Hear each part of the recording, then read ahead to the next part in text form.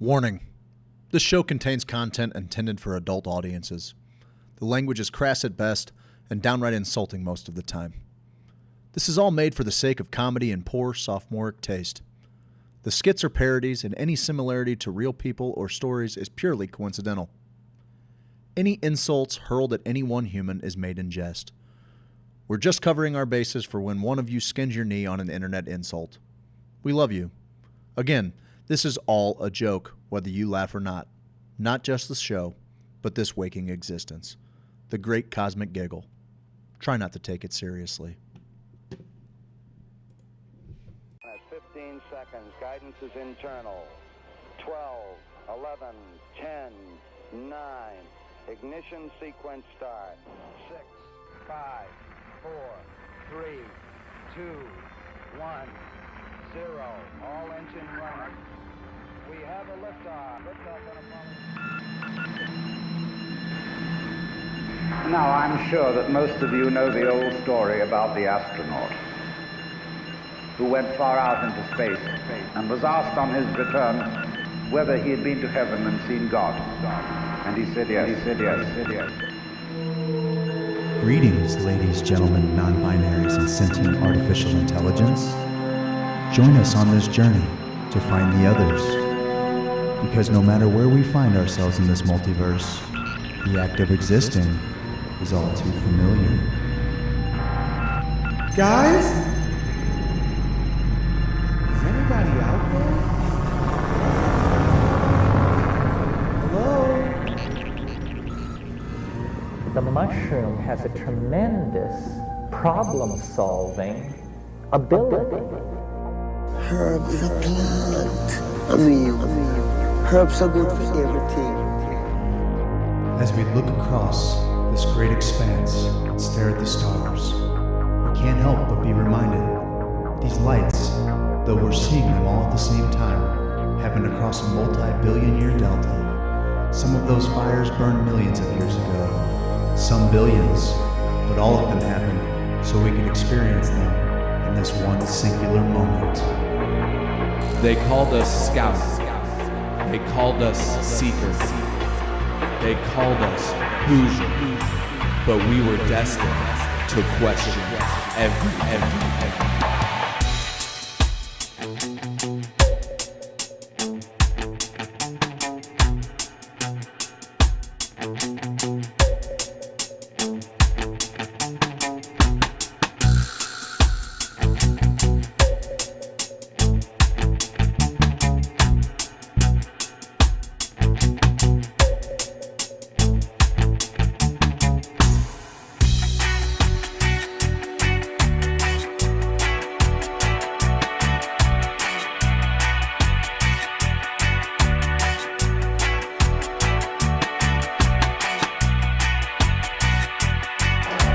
I don't know about you, but as for me, the question has already been answered. Should we be here?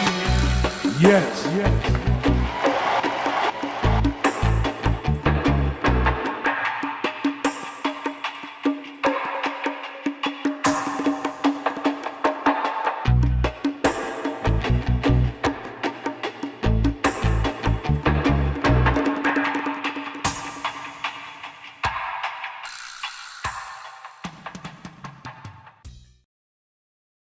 It's the Hoosier Sophisticate Show.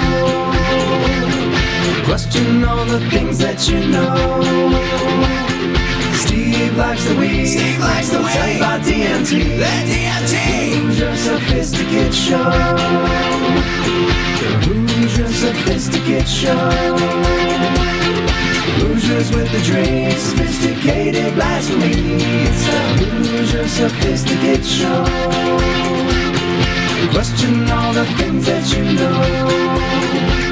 So let's set our minds free for the singularity. It's the Hoosier Sophisticate Show.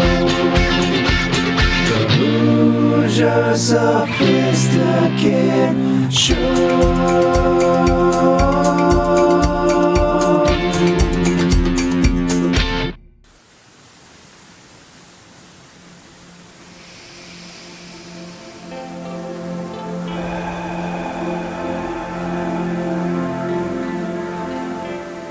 morning, friends. Join us and start your day with a gentle meditation from Hoosier Sophisticate. Let us all remember, we are only as good as our last breath.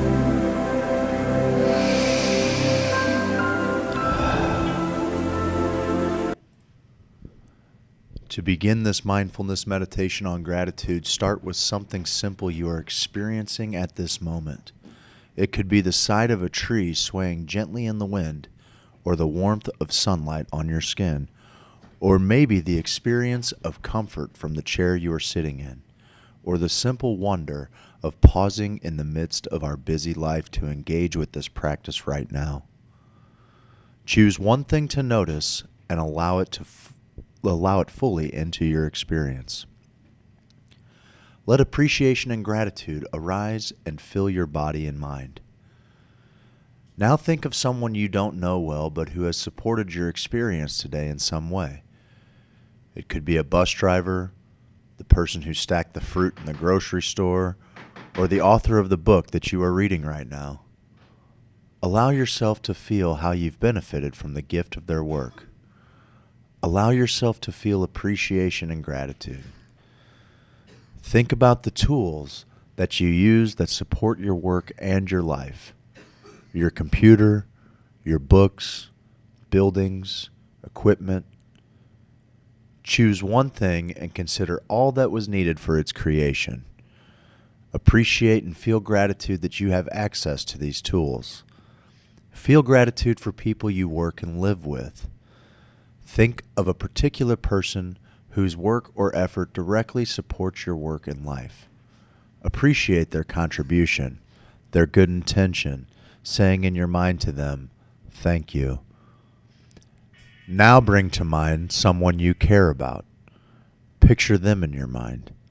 Think about what this person means to you, what you appreciate about them, who they are, what you have and experience together, the experience that they've had in your life. As you imagine them, notice what feelings you are experiencing, what sensations you detect in your body, especially those in the area of your heart. Let yourself express gratitude towards them, thanking them for being who they are and for their presence in your life. Imagine them receiving your gratitude. Now bring to mind something in particular you're grateful for today. Feel the appreciation and gratitude for its presence in your life. As you bring these things to mind for what you're grateful, allow yourself to rest in the experience. When you cultivate the practice of gratitude, you may even find yourself able to be grateful for difficult or unpleasant experiences. If you'd like to bring to mind an experience in your life that is challenging, one for which you'd like to be able to express gratitude, offer your gratitude and appreciation. Thank this challenge for what it may offer you. Gratitude for our body, gratitude for our mind, gratitude for the simple fact of being alive in this moment. Finally, appreciate the opportunity to pause and experience this very practice of gratitude in itself. For all that you have brought to mind during this meditation, for all of the countless gifts in your life, say thank you. To all the people, to all that is around you and part of you, for all that you have experienced in your life, for all of this, thank you. Allow the sense of gratitude to fill you completely as you breathe in and breathe out. Settling on the breath right here, right now, fully alive and present in this very moment. Finish with a full deep breath in and a long slow breath out. Gently and slowly open your eyes and return your awareness to the place where you are.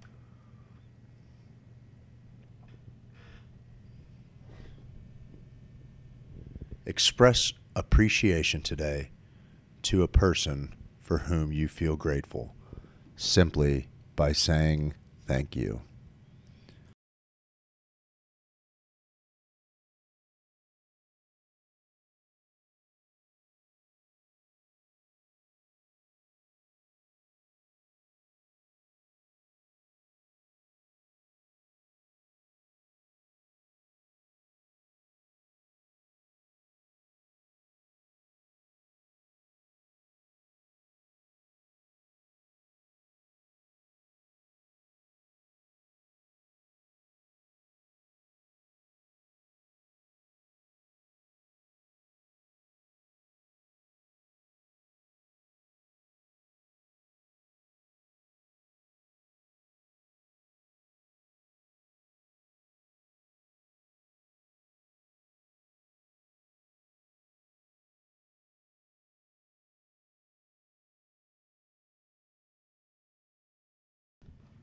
Good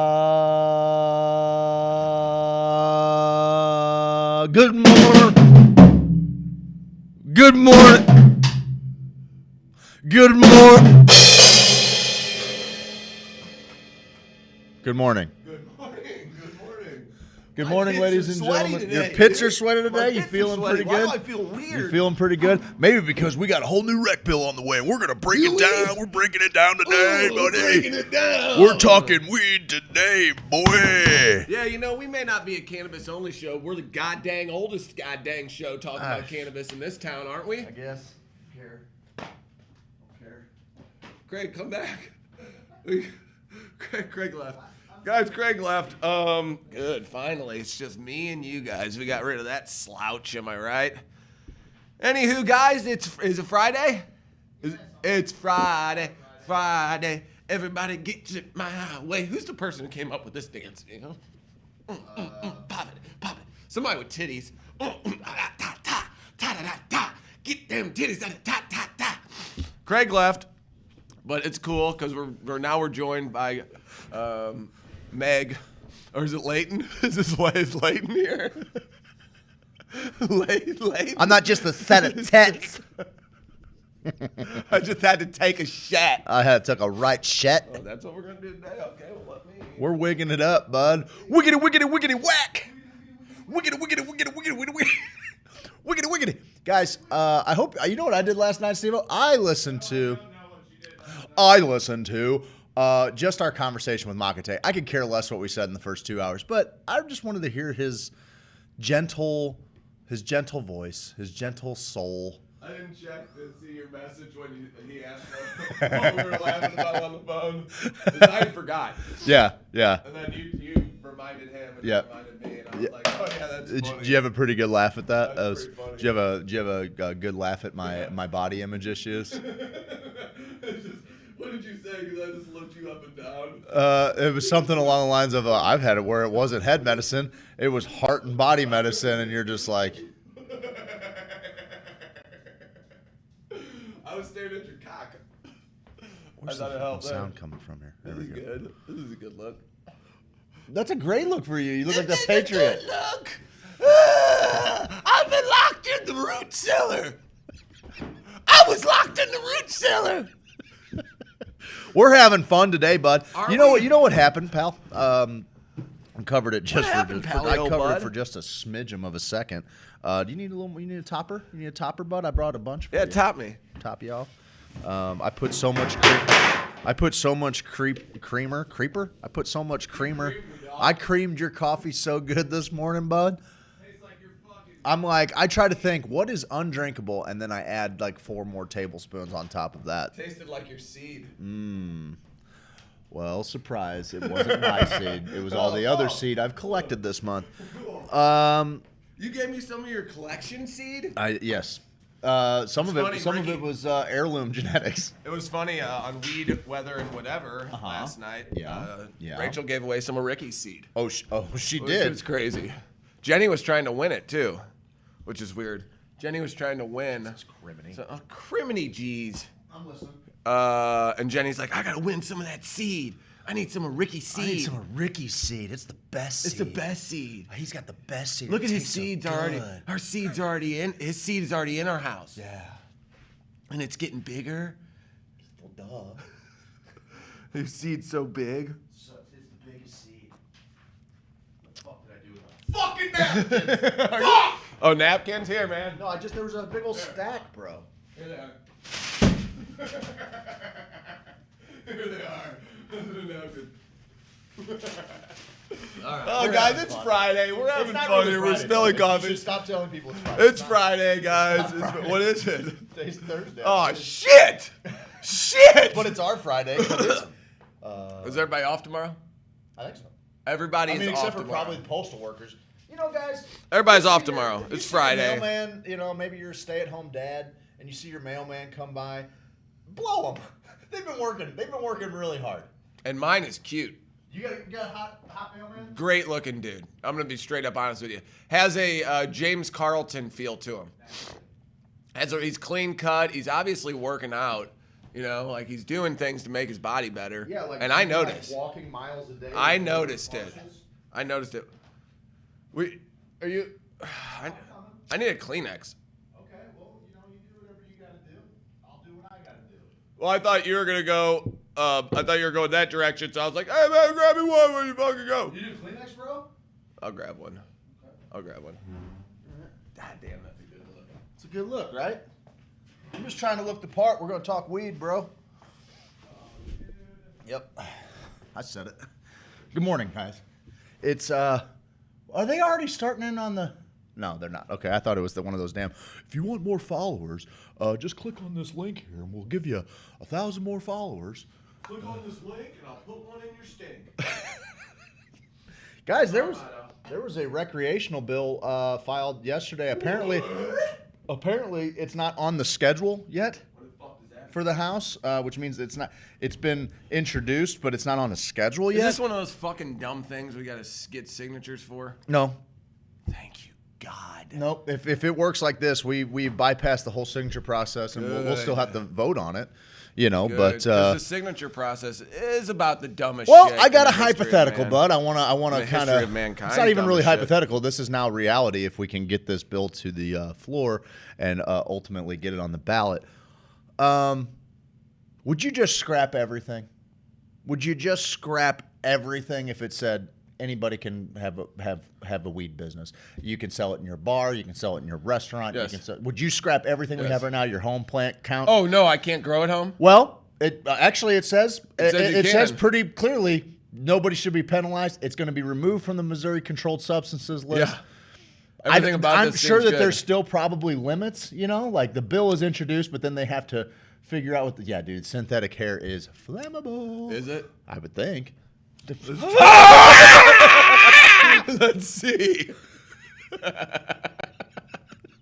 Oh man, remember last New Year's when Craig got thrown? I remember that time it was like Michael Jackson, the Pepsi commercial. Oh, Craig. Oh man, Come today on, of bud, all today. days, of all days. Come on, bud. Yeah, you get it. Yeah. Would you fucking yeah, say yeah, this yep. program? They because basically how it was introduced was like an amendment to Amendment 14, which would basically just put a line through everything. Which I kind of felt like personally, if I really wanted to show someone my dick, I would rather than me just writing a sentence that says, "Hey, we're gonna get rid of 14." What I would do is I would take all of the things that they took fucking millions of dollars and time to write and just go, no, we're going to scratch that one out too. So I'd be like, because fuck them. And that's the ridiculousness of the whole thing in itself is they go, this is a constitutional amendment. Once it's in there, it's fucking in there, bud. No one can change it. And now here we are 4 years later, 3 years later, and they're like, oh, no, all you got to do is draw a line through that shit. Yeah, that's how you get it. Oh, wait, it happened. We said it was in the Constitution. Oh, you got the lines over here. Like, did you think you were going to get one over on your overlords, did you? Did you? Did you not? Did you now? Don't you know? Oh, don't you know? Jon Snow. You crew. You dirty crew. Are our mics on? Not if they're lucky. Not if they're lucky. It's not. Let's see what we got here. Let's see what we got on the old text line. On the old here, text baby. line, shared with normal people. My New Year's resolution is to be myself with everyone and to hell with them if they don't like it. You got that right, said Chris. that? Chris Penick, one of my faves. Chris Penick? One of my faves. Listen. It's only because she said she wants to be herself that I read her full government name. Listen. If tips for 2020. That was great. That was great. She want to be herself? You want to be Here's you want name. to you want to put your fucking name on it, Chris? Do you? And if someone doesn't like her to be herself, I'll fucking kill him. I'll kill them. I'll fucking kill them. Fight them to show me death. someone's got a problem with Chris. I'll carve their heart out of their. I will too. I'll eat it. Still beating heart out of their. You carve it to cold. Here's you. You carve out the fucking. Carve it out. Carve it out. Now get it. Get it out. Get it out. Now come back here a little bit. Now hack time.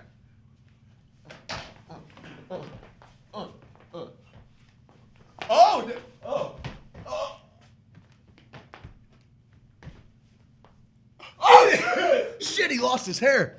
This is real. And then we hacky sack with their heart. For sure. Quit hacky sacking my heart. Yeah, my heart. Yeah, my heart. I should have known from the start that my heart. Yeah, my heart. Good morning, you fucking freaks. Hey, mofos, welcome to the show. After we run from the popos, we go smoke some dope. That was Dan that was Sloss. your Dan Sloss, Courtesy of Dan who Sloss. famously We still does not talk have about the it. same last name as your mother. Famously does not have the same last name as anyone. Well, As his dad. Randy Sloss. So his dad and I think his sister kept her name. Dude, I'll tell you what. When we acted like we were hacky sacking, the weed heads thought that was so cool, bro. Did they? I bet they did. They're like, Don't fucking get me in on the hack, bud. dude. Get me in on the hack, bud. Free the weed. Disc golf I would scrap. with the liver. I would scrap Amendment 2. I would put it on the bottom of the bin that has like all of the biohazard needles and fucking. Well, you don't have to junk. do that. You No, just have that's to what write. I would do with it. The way that this fucking program's rolling out, I would take it and put it under a bunch of sharp HIV-infected needles and tell people. Well, you could just like delete it. Yeah, I You know? could, but my thing is, oh, you want to celebrate your little bill that makes fucking 5 people money? Cool, stick your hand in it, bud. Stick your hand in it. Put your whole fucking hand in it. Punch it. I'm just try and get the bill, is what I'm saying. Oh, Yeah, just try and get the bill out of there. I get it. So, I get that. who doesn't love hacky sacking? We know who we're talking to, guys. We're not dumb. We've been doing this for a long time. Okay, Yeah, guys, we know what you. we weed know heads what you want. weed heads like. Should we show them the cashmere cannabis clip? You Show wanna? 'em what we know? You fucking wanna? Yeah, guys, we're gonna show you a clip because we know what's going on. In You the want to cannabis. fucking? You want to know why I'm scrapping Amendment 2? Yes, And I don't this is the fucking reason. because this is the reason right here. Let's take a look behind the scenes at a sales meeting over at Cashmere Cannabis, the world's finest premier luxury medicinal marijuana company that cares about patients. We join the meeting already in progress. Cashmere Cannabis is open for business, and business is booming. Now, you all know my time is very valuable, so let's make this quick. We need to discuss how we're going to keep milking these stoners by pretending we relate to them. Corbin, how are we going to relate to these dopers? Well, sir, if our research has told us anything, it's that potheads love 2 things most: Bob Marley and Cheech and Chong. Okay, I guess that's 3 things. But the point is, our Insta posts asking, what Bob Marley song are y'all chiefing on Rasta Irie Vibration Ya, are off the charts with analytics and engagement. In the next quarter, we're shifting some funds to Willie Nelson and Snoop Dogg posts on TikTok, and we expect a very positive return on investment. I love that idea, Corbin. Keep up the good work. Leighton, baby, what are you working on to capitalize on those hempos? It's blatant, sir. I'll bet it is, Sugar Tits. Listen, we're here to make a little bit of money, not correct what your name is. I'll call you Boo Boo if I want to. Let's go. I'm also the head of HR. That stands for how randy you're making me right now. Anyway, I've been figuring out a way to win the hearts and minds of minorities and poor people disproportionately affected by the war on drugs. And I found this meme of a fist with words like solidarity and freedom and justice, just buzzwords that make people feel all warm and fuzzy without having any actual meaning. It'll be great. Brains and boobies, girl. Well done, Leighton. Hey, Joe, tell me what we're going to do to keep cashing checks on all these Keef sniffers. Well, sir, I've been working hard on a program to get affordable RSO, Rick Simpson oil, and high-quality homegrown flowers to patients. Education, Rick Simpson oil, and growing a home should be at the forefront of our marketing campaigns. We need to try to rebuild the communities and the families that the war on drugs... Whoa, easy there, Mother Teresa. I'm trying to cash checks on dopers. I'm not trying to run a Salvation Army. Well, that's the thing. There won't be insane profits, but we'll all be able to live really comfortably. Hey, sir, my name is Declan. I know how to make some money for you. I'm just here to take notes, but I know a way to get rid of your shitty weed and make a ton of money, man. I'm listening. May I introduce the $23 pre-roll, man?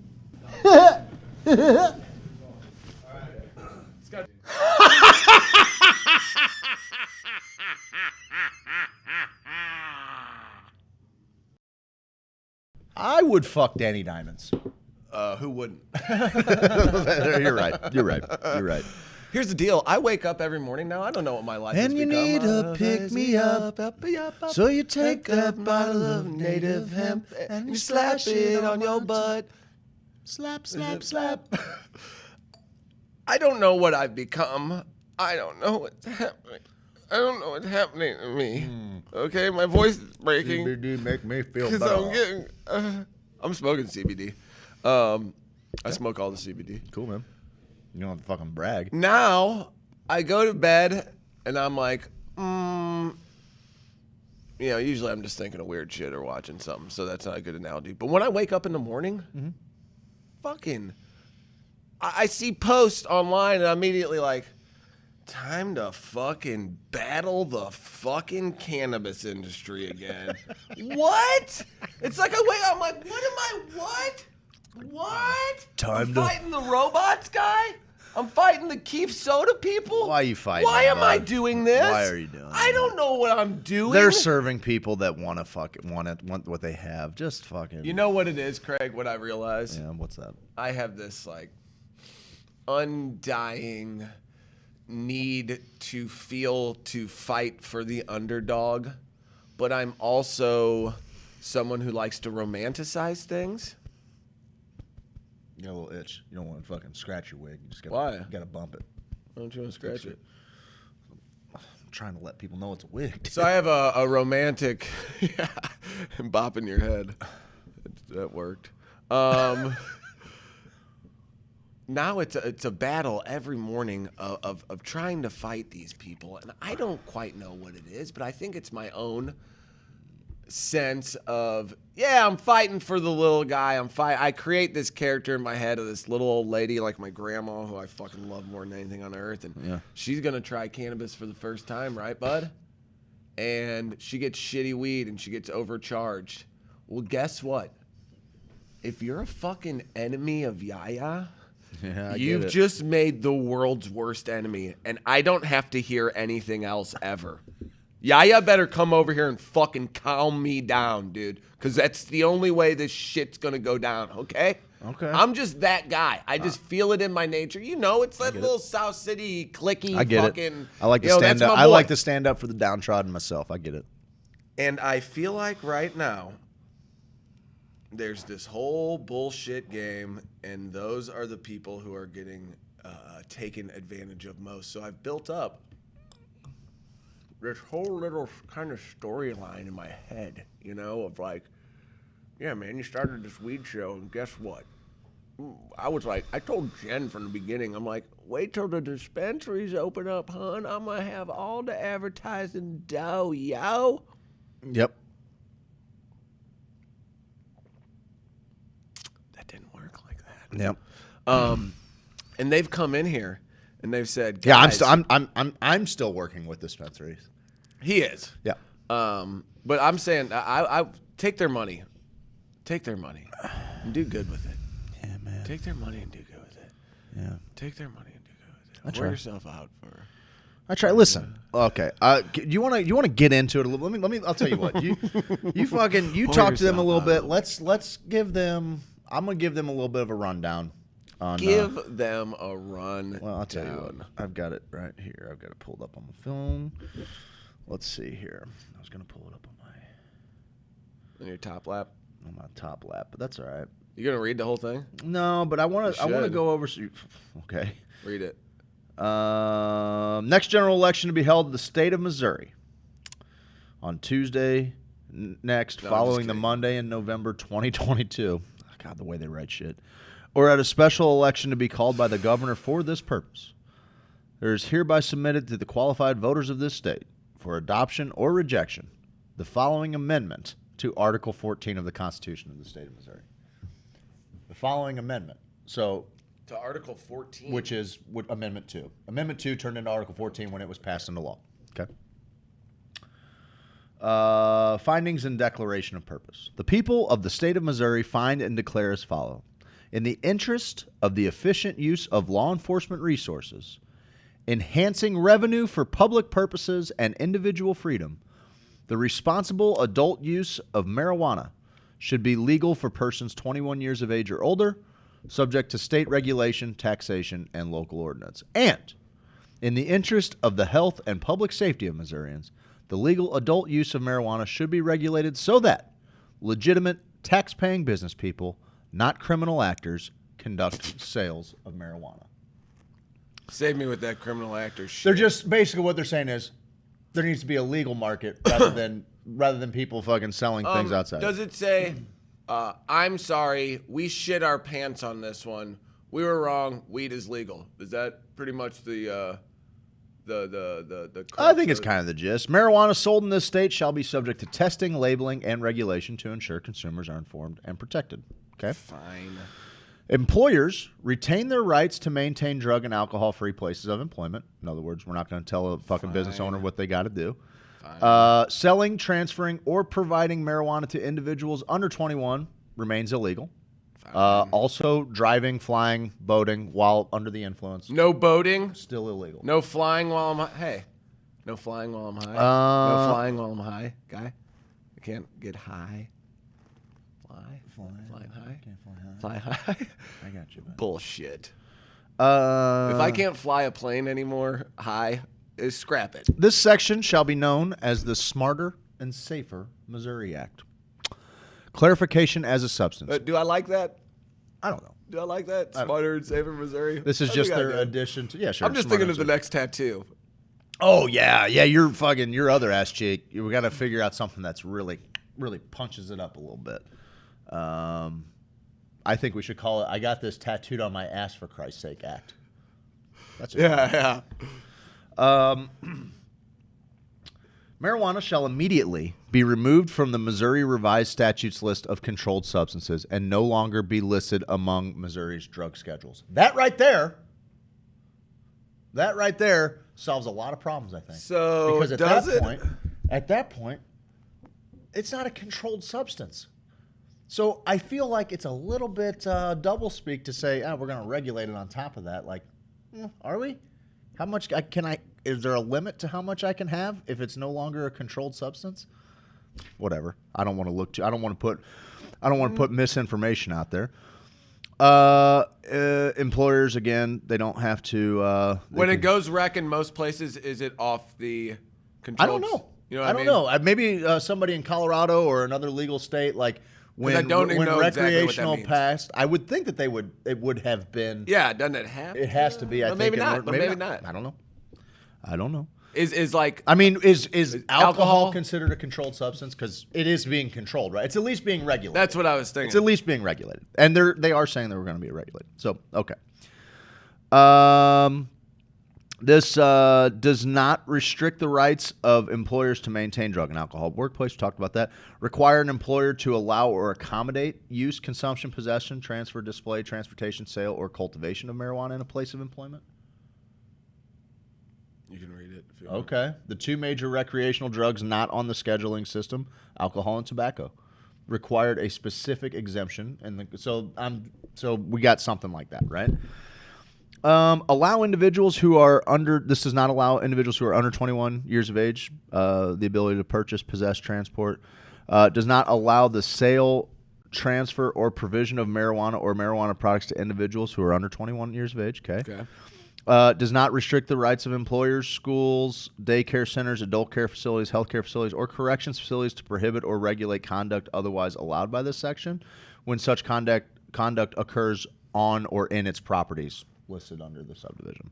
So they can still say you can't smoke in this building. That's basically what that's it. Yeah. Restrict the ability. It does not restrict the ability of an individual, partnership, limited liability company, private corporation, private entity, or private organization, any character that occupies, owns, or controls property to prohibit or regulate. Same thing. Kind of doubled up there. Doesn't allow any person to smoke marijuana. Hang on a second. Sorry, there's page break here. Restrict the ability of an individual that occupies, owns, or controls property to prohibit or regulate conduct otherwise allowed in this section or in such property. Public place or open space, prohibit this state or political subdivisions of this state from prohibiting or regulating conduct otherwise allowed by this section when such conduct occurs on or in property that is occupied, owned, controlled by this state or political party. So is this saying you can walk down the street smoking a J? I don't, not if the local municipal, I think they are going to leave that up to the local municipalities. Just like St. Louis City allows you to walk around with beer and some other cities. I think I was in Atlanta or New somewhere. Orleans for sure. Yeah, where they're like, don't walk outside with a beer. Yeah. I was like, are you fucking kidding me? When I left, I didn't know how normalized we made drinking in St. Louis. Dude, we talk about it, dads at Little League games, but like, I, honest to God, when I think I was in Springfield or something, I'm like, I'm just going to take my drink to go. They're like, no, you're not. I know. What do you mean? They would ask you if you wanted to go. I bought it, bud. Put it in a cup. I'm trying to get out of here. I'm trying to fucking drink my hooch. Give me a fucking Trying to drive home. Hey, you know what else I thought? A little quick interjection. Yeah. In St. Louis, in South St. Louis especially, a little brick bar tavern on damn near every corner. A.B., Mitch Myers, they were all a part of that. But when it comes to dispensaries on every corner, what did they say against that? You think we want a fucking dispensary on every corner? Because I do. Well, you already put a fucking bar on every corner, in St. Louis, fucking hypocrite. If you go down a stretch of Merrimack to my house, you'll hit 3 bars in a 1-block stretch. You had Time Out, used to be the Bears Den, now it's a Chinese restaurant, and then you had Casey's. Boom, boom, boom. Right there. Literally, like that's one of the things is like every neighborhood had a bar that served it. So totally. South Broadway, even out to Lime. Like, no doubt. You can they do a all whole had stumble. Little, You can do a whole stumble and never have to get in a car. Yeah. Never have to get in a fucking car. Doesn't mean you don't, but, whatever. You didn't have to. Didn't have to. They had an idea behind it anyway. Let's see here. It does not require a person to violate federal law or to implement or fail to implement a restriction on the possession, consumption, display, transfer, processing, manufacturing, and cultivation of marijuana if by doing so the person will lose a monetary or licensing related benefit under federal law. So it doesn't make anybody do anything that could potentially put their federal in jeopardy. Okay, great. People get to make that own choice for themselves. So far, so good to me. A controlled substance list, or CSL, means Missouri's list of controlled substances as it pertains to Missouri statutes. They're just defining words. Establishment means a marijuana cultivation facility, marijuana testing facility, marijuana product manufacturing facility, or retail store, marijuana store, or other entity that cultivates, prepares, manufactures, packages, transports, or sells marijuana, marijuana products, or marijuana accessories. Marijuana means all parts of the plant of the genus cannabis, whether growing the seeds thereof, the resin extracted from any part of the plant, and every compound manufacture, salt derivative, mixture, or preparation of the plant. We're getting in the weeds here. I like that. We need to know that. Let's see here. Marijuana accessories means any equipment, products, or materials of any kind that are used, intended for use, or designed for use in planting, propagating, cultivating, growing, harvesting, composting, manufacturing, compounding, converting, producing, processing, preparing, testing, analyzing, packaging, repackaging, storing, vaporizing, or containing marijuana, or for ingesting, inhaling, or otherwise introducing marijuana into the human body. What the hell was that? That's they're just defining the different words as that was marijuana accessories. Okay. So just covering everything that has to do with marijuana. They're covering all their bases. That's just nuts that this is how this shit goes. Medical marijuana means marijuana used to prevent or to treat a medical condition. Personal use means personal use or consumption of marijuana by a person 21 years of age or older. Personal and commercial. The following acts shall not be unlawful and shall not be offense under Missouri law. Possession or consumption of marijuana for personal or medical use. Period. Cultivating marijuana for personal or medical use. Period. Well, actually, semicolon, but we'll go to the next one. Thank you. Cultivating, harvesting, processing, manufacturing, packaging, distributing, transferring, displaying, possessing marijuana, marijuana accessories, or marijuana products for commercial purposes, provided the person has current applicable licensing to operate a commercial establishment. No special licensing shall be required beyond that which is applicable for cultivating, harvesting, processing, manufacturing, packaging, distributing, transferring, displaying, or possession of any non-toxic food or food product. So there's nothing extra special for each one. You get a license, you're in the fucking game. You apply for whatever their license is, kind of covers it all. You're good. Kind of like the farm bill license or the hemp bill. Well, supposedly that's how it's supposed to act. That's what this I is thought. supposed to mirror the hemp bill. That's like $150 and a few pages. Let's go. Providing marijuana accessories, or marijuana products for sale to consumers 21 years of age or older. Leasing or otherwise allowing the use of property owned, occupied, or controlled by any person, corporation, or other entity for any of the activities conducted lawfully in accordance with paragraphs A to D of this subdivision. The use or possession of marijuana shall in no way impede on a person's legal right to possess a firearm. Medical marijuana shall be available to patients who have a physician's recommendation for its use. All patients engaged in marijuana therapy shall be afforded the same rights and privileges afforded to any patient treated through conventional therapeutic means, regardless of whether the person is under the care of a physician. Insurance is still going to be a federal question. Okay, gotcha. A licensed physician shall not be penalized for or restricted from recommending or providing marijuana for medical purposes to any person under the physician's care. Providing it? Well, restricted for or provide. Yeah, that's So it. a doctor can say, "Hey, bud." I would think. Hey, I bud. would think. I would Hey, think. bud. I would. Hey, bud, I you would got think some. that. There you go. Yeah. There you go. There you go, bud. Rastaman vibration. So yeah, I would think that if you were writing recommendations, let's say you were going around having events, writing recommendations and selling weed to people. That's legal now. It's legal now. Yeah, good for you. Tight. Yeah. Tight. Tight. A veterinarian shall not be penalized for any of the above. That the physicians went to. Any person who is a marijuana patient in another state shall be granted the same rights and privileges as a legal Missouri marijuana patient. So anybody comes here. You come here, you're a Colorado patient, you're in. What about if you come here and you're 21 and older, obviously? Oh, well, you're getting on rec, but I would think that... Oh, this is just medical for stuff. medical Gotcha. stuff that applies. So, medical care, including organ transplants, shall not be restricted in any way based on a person's use of marijuana. I don't want no hempos fucking epiglottimus. Zoning.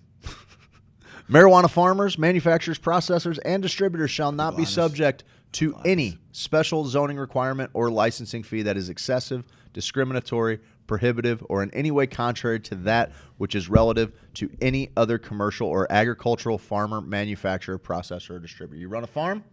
Yes. No, I don't. That's fine, but that's fine.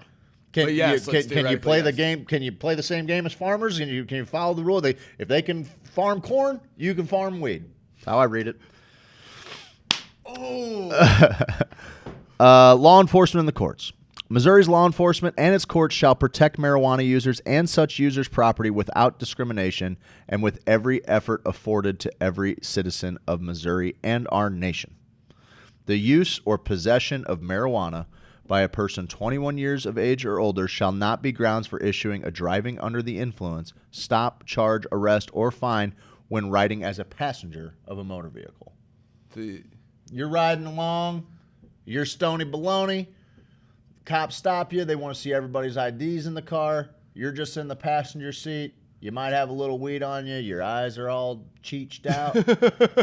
You're not going to jail, bud. You're not operating the motor car. Yeah, thanks. I mean, I guess thanks for clarifying that. For real? Yeah, They were honestly. putting people in jail for that? I'm sure. God dang. Yeah. No Missouri law enforcement personnel or state funds shall be used to assist or aid in the enforcement of federal marijuana laws involving acts that are no longer illegal in the state of Missouri under this section. No more highway patrol fucking ripping their boats through a fucking stream of people floating on blow-up rafts at 1 mile an hour. I hope not. The federal Missouri money cannot be used. Missouri agencies cannot be used to enforce federal law. Let's go. All right. All right. Oh, breathe. Oh, breathe. Tits for Moyles, breathe. What I was going to say on that chat earlier, just behind the scenes, I was going to go, oh, that's mean. No, just like about the whole body thing, me and my guy. Like, oops, that's really mean. Oh, It's actually- bugger on, man. Oh, that was good, dude. That was good. All right. Asset or civil forfeiture shall no longer be used in the state of Missouri in association with marijuana cultivation, use, sale, or possession by a person 21 years. This guy's boning me up. I was just about to say, is anyone else getting wet? Upon the passage of this section, all persons incarcerated or under the supervision of the Missouri Board of Probation and Parole for nonviolent marijuana-only offenses that are no longer illegal in the state of Missouri under this section shall be immediately released and shall not be subject to supervision for those offenses. Keep going, buddy. Within 60 days of the passage of this section, a legal document shall be developed and made available to the public ordering the immediate destruction of all marijuana-related nonviolent civil and criminal records in Missouri, and for any offense covered by the section that is no longer illegal in the state of Missouri under this section. Such document shall be distributed to all pertinent parties throughout the state. Within 60 days of the passage of the section, Missouri's courts shall order the immediate expungement of all civil and criminal records pertaining to all nonviolent marijuana-only offenses that are no longer illegal in the state of Missouri under this section. Number 10, taxation. Boo. I don't have the fucking thing over here. I'll get it. You got it? Yeah. Keep reading. All right. Taxation. A tax shall be levied on the suggested retail price of marijuana at a rate of 12% for personal use and 4%. Say taxes again. Taxes. You already Guys, I get it. I get it. It's the devil we know. A tax shall be levied on the suggested retail price of marijuana at a rate of 12% for personal use and 4% for medical use. All tax revenues collected under subdivision 1 of this subsection shall be deposited in the Smarter and Safer Missouri Fund established in subsection 11 of this section. Monies in the fund shall be distributed to the Missouri Veterans Commission. That's the 4%, I think, right? Infrastructure, including but not limited to the Missouri Department of Transportation and the expansion of broadband. I got a little problem with this one. And drug treatment programs, including drug treatment courts. Drug court is a fucking farce. Drug treatment programs are a fucking farce. I do think that this is probably an olive branch to... SATOP changed my shit. Between SATOP and having a kid, is that kind of the drug court deal of it? Is that part of that? Do they consider that part of that whole shit? Like, because I got caught... Similar, yeah. Drug court sucks, man. It's just a different jail. Yeah, I know. It's just a different jail. I listened to a whole podcast on how that whole system works, and it's just a fucking... And the problem is, it's probably not going to apply to cannabis as this kind of thing kind of lays out. Like, cannabis isn't regulated that way. It's not a controlled substance, so you shouldn't have to go to drug court for that. However, you know where I'm at on the whole entire war on drugs. Yeah. But we're moving in the right direction. I though at SATOP, I saw people that I was like, oh, I don't want to fucking be that guy at his fucking 5th SATOP. He's 65 years old. He's like, I puked. Everybody was like, what'd you blow? And it was like, 0.88. Oh, boo. Or 0.088. That sucks, dude. And be like, oh, 0.14. Dang. 0.36. Dang, dude. And the one dude was like, I puked in the breathalyzer. And good for him. Yeah.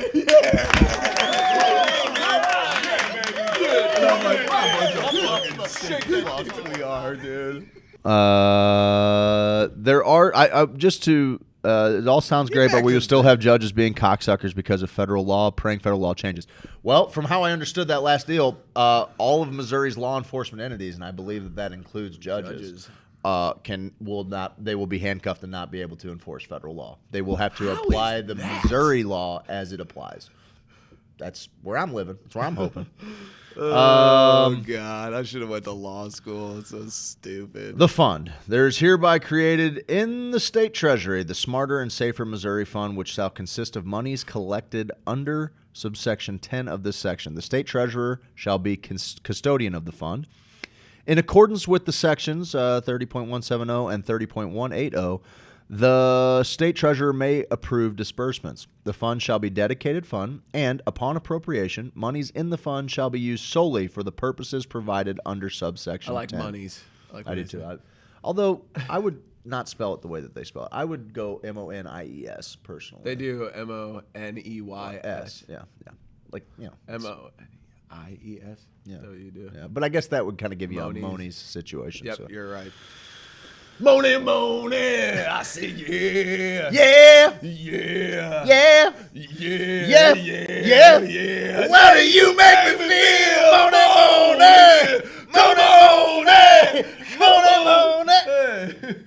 Come on.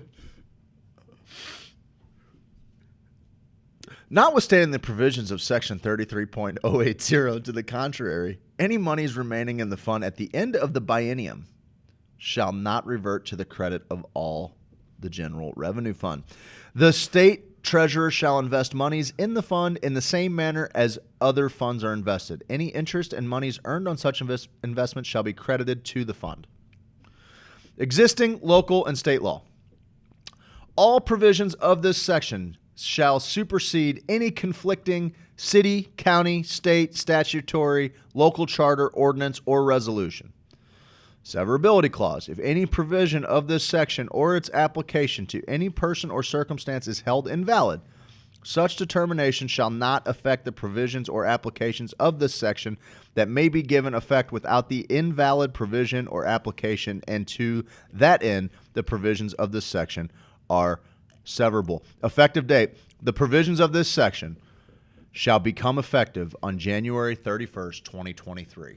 Because it'll be on the ballot in Gotcha. November of 22 would be, if we get it on the, if we have a chance to vote for it, that means in 2 months' time, after we vote for it, flip the fucking switch. And then everything after that, now that's a 6-page bill, everything after that is Article 14 with a big old fucking line through it. So how does this, what's the next process of this? It has to be on the schedule for the House to take up the bill and read it. Now, from what I've seen, now this is, this was proposed by Republican State Rep Shamed Dogan from Baldwin. Yeah. I've seen some bipartisan support for it. I've seen some Republican legislators on Twitter saying, I'm with Representative Dogan. Let's do this.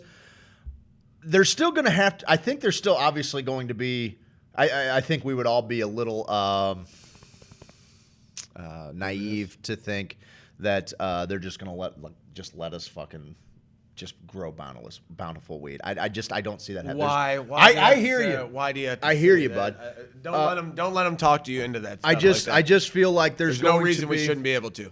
There's going to be a no reason regulatory framework, right? So like there's going to be rules. Like if you and I are at home, have a home grow, they're not going to let us grow 1,000 plants at home. They need to. I agree. And honestly, this language why allows do you say for that? What's the argument? What is the argument?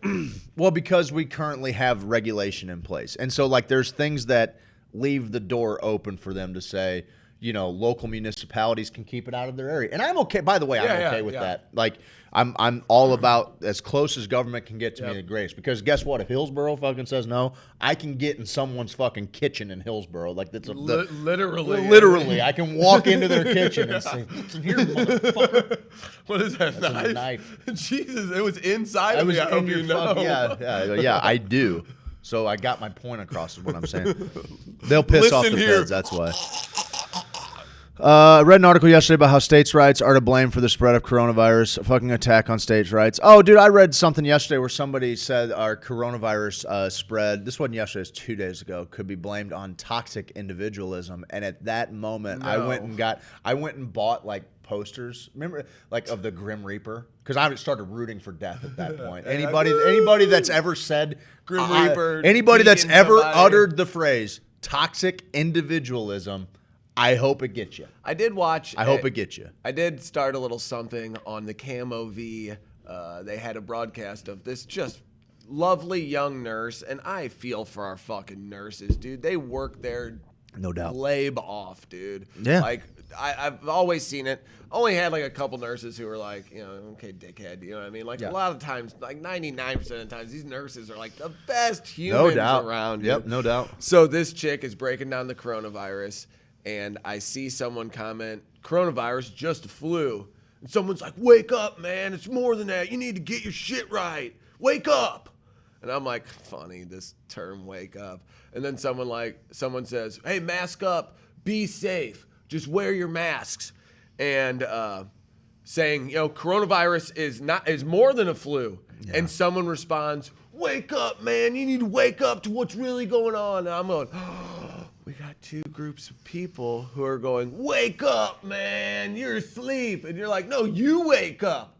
No, motherfucker, you wake up. Yeah. It's like, we're in I'm awake, motherfucker. Inception, bitch. He starts spinning the top, and then they're both just like, movie ends. We all die. I like it. So it was interesting, but then I said, the chick was reading from a script. Uh-huh. And she's like, here is what is happening at the hospital. It is a coronavirus.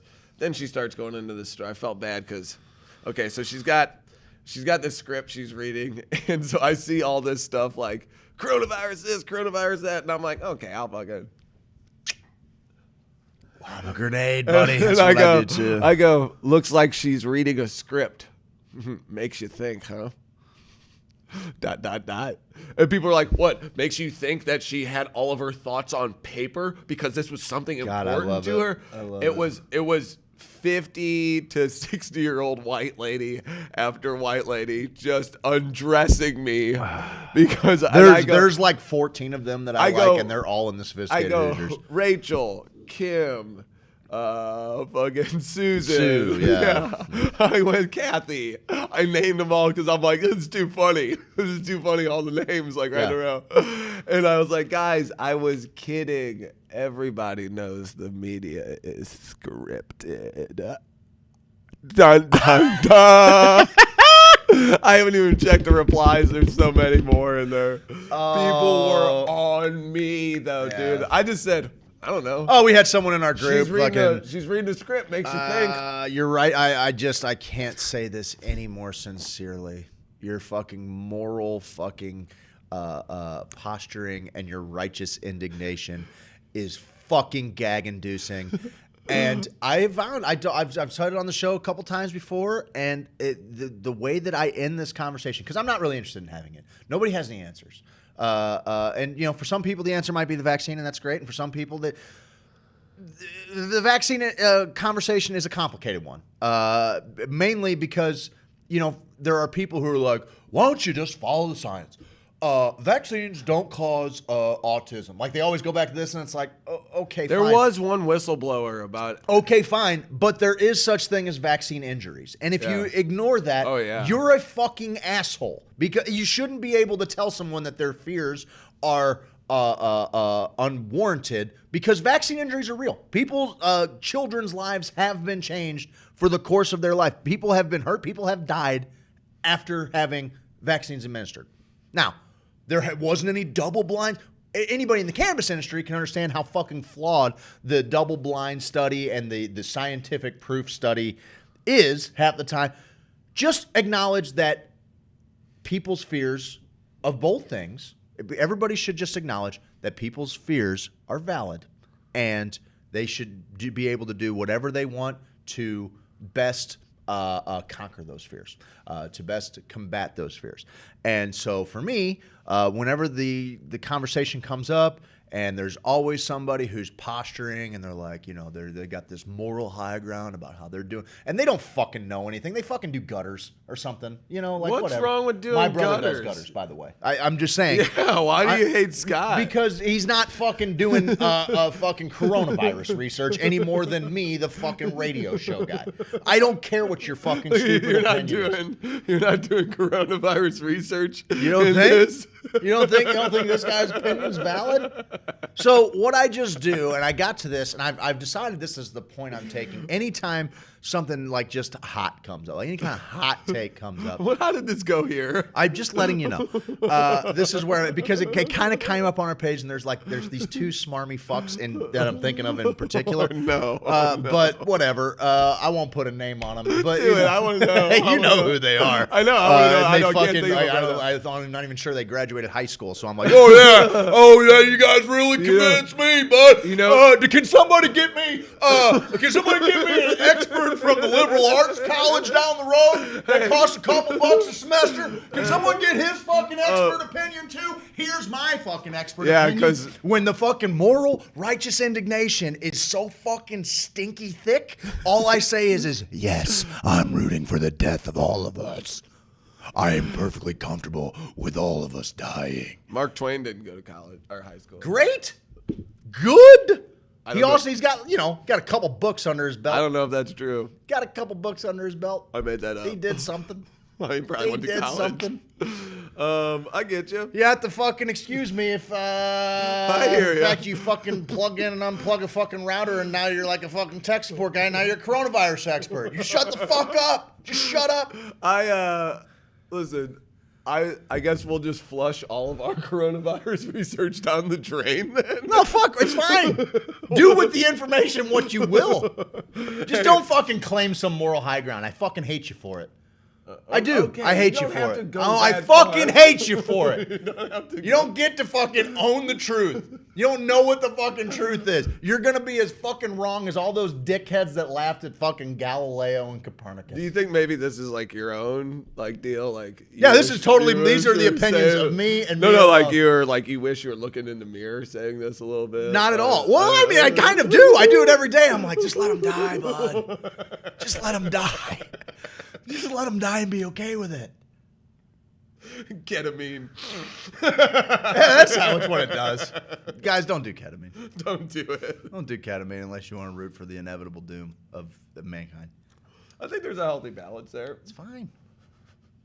You were rooting for Ivan Drago and Rocky IV. Come on. He killed Apollo. Kill Sylvester Stallone. Fucking kill him, bud. Kill Rocky. You're the only dude rooting for the death of Rocky. Yeah, whatever. Anyway, I hate moral high ground. I do. I hate it. I hate it. I don't care what the subject is. Blayton's all fired up. Calm down, sugar tits. I'm a thick fat pussy too. Oh, good. Let's take a break. Oh, you ready?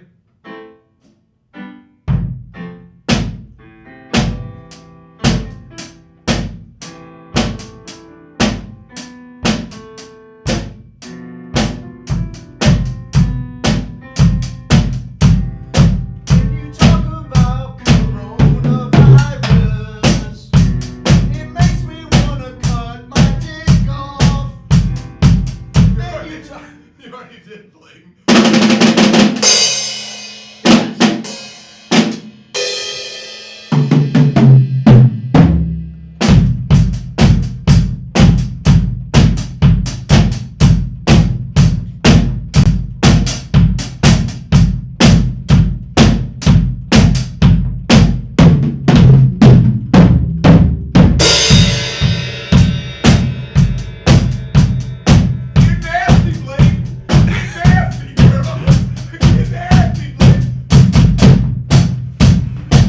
Guys, we're going to break. We love you.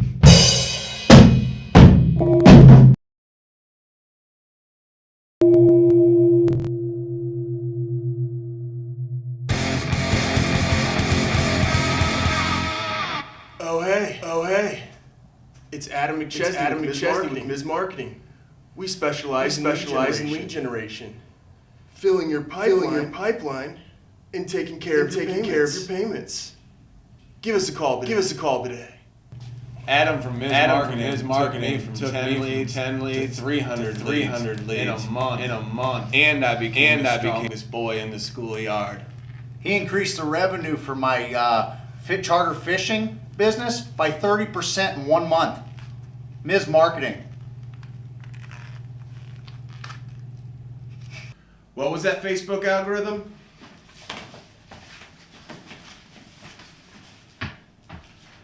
What was that Instagram?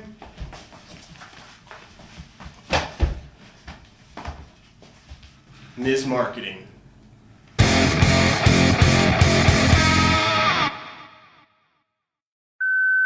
I know it's late, baby, but you got me thinking about my dream home. Yeah, girl. You know, Bungeon Property Group doesn't just sell houses, they sell dreams. You know when the best time to talk about dreams is? In the middle of the night. That's why Bungeon Property Group is famously open 24 hours a day, so you can whisper sweet nothings in the middle of the night. Oh yeah. Tell me all your dreams of white picket fences, in-ground pools, and I'll find them for you. An area with a low crime rate, general proximity to nice parks, walking distance to the grocery store, easy access to the highways. A place where you can offer a quality education to your children, all while feeling safe in your front yard while they play. Let me talk that dream house talk to you. Let me be your dream realtor.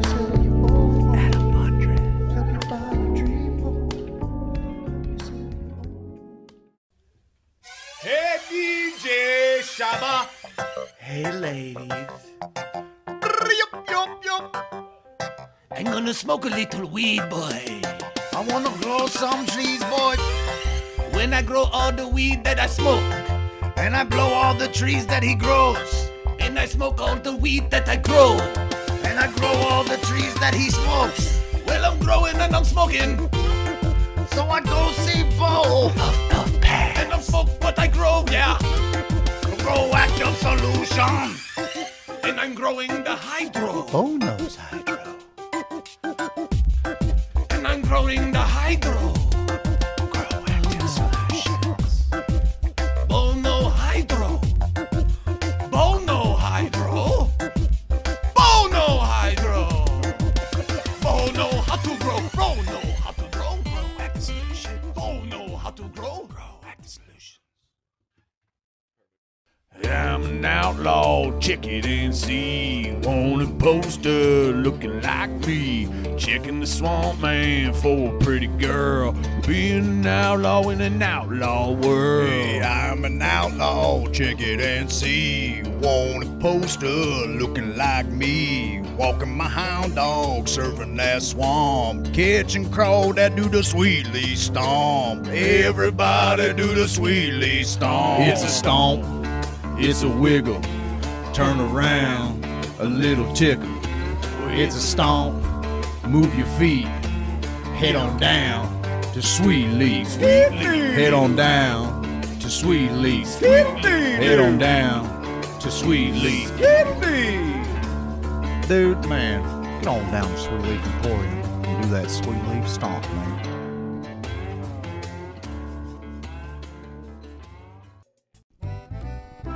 Hey guys, it's me, Kippy the Crazy Koala Bear, and I'm here to tell you about James Carlton Insurance. Kids, quiet down. It's the best. Kids, quiet down and listen to Kippy. Grown-ups need insurance, and Uncle James can help. Right on. Grown-ups need insurance. He's got the best reviews on Yelp. Grown-ups need insurance if they want to protect their house. Yes, sir. Grown-ups need insurance if they want to properly bury a spouse. That's a bit morbid. Grown-ups need insurance if they drive a truck. Okay. Grown-ups need insurance just so they don't get... Whoa, Kippy, you can't... Well, I was just going to say cannot. get in trouble. Okay, well, it you sounded don't like want you to were get going in trouble. Sounded like you were going to say something else. James Carlton, State Farm Insurance. You can find him online at carltoninsurance.net, or you can call him at 314-961-4800.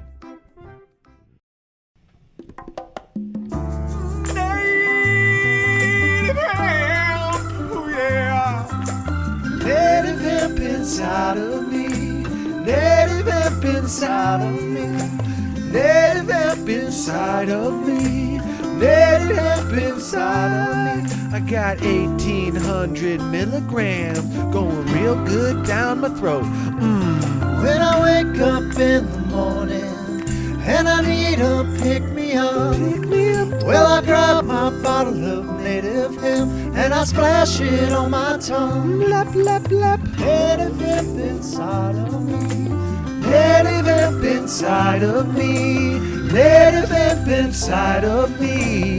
Native hemp inside could be.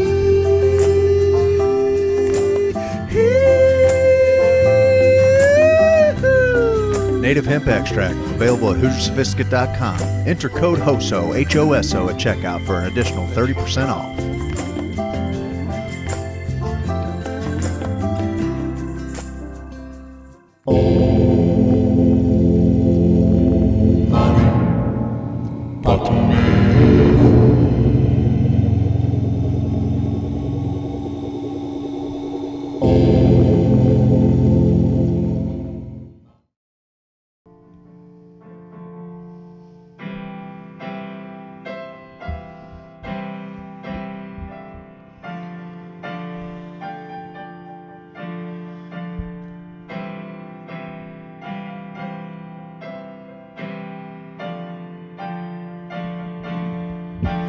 When I think about Missouri, I think how I want her to be free.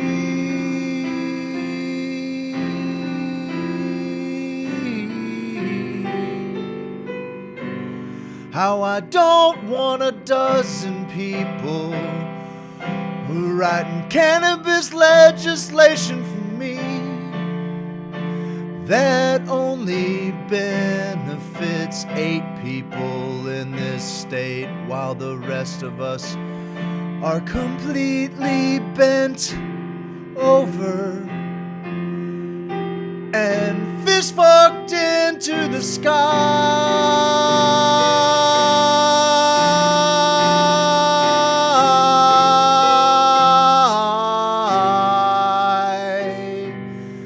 Just let me be free and let me grow weed for my friends and me and your Uncle Peter, who has a beautiful pee-pee. Just let us be free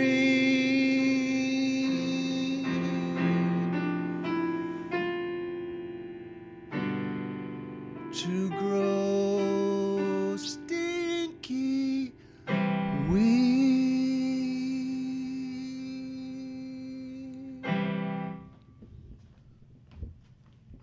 Every day.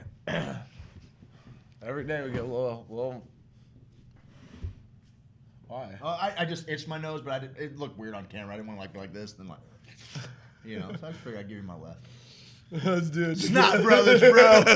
You think I'm scared of your juice? I ain't. All right. What are they saying on the text line? There's a lot of emoji stuff. What are we saying on the Laugh text my ass line? off, Steve. Blayton's all fired up. Countdown sugar tits. Laugh my ass off. LOL. A lot of. I need a fucking scarf on my fucking thing. You know who has a scarf on his thing? Who's got a scarf on his thing? Oh, Axel? No. Oh, Somebody Steven Tyler. guys. Yes. He got fine, it seems to me. It reminds me of childhood memories. And everything is bright as a random sky. You get it? My eyes are sweating. Why? I think because our. That's called crying, you idiot. Because our song about freedom. Don't you dare talk to Jameson like that. Oh. It means James's I son. thought you said your eyes were sweating. No, that's from the text line. Now apologize. Sorry, Jameson Dubs. He's one of my faves. He's a for good real. one. He's one of the He's good a good one. I've been I've been missionary. I've been really missing. Listen here, guys. Listen, let me tell you a little story. Mix of Sean Connery and Walter Matthau. Laboratory. Listen, one eye, no nuts. He's perfect. I'll take him. I have to poop. My wife won't hurry up. I was actually just about to say, I've been missing the coach. And he says, I have to poop. But my wife won't hurry up getting ready. And I hate using the cold basement shitter at 7 a.m. This is what you do, Coach. Are you ready for a little fucking pro tip? Pro marriage tip, bud? You go in there. You assert the dominance as the man of the house. You sit on that shitter, pal. and you don't break eye contact with her, as you...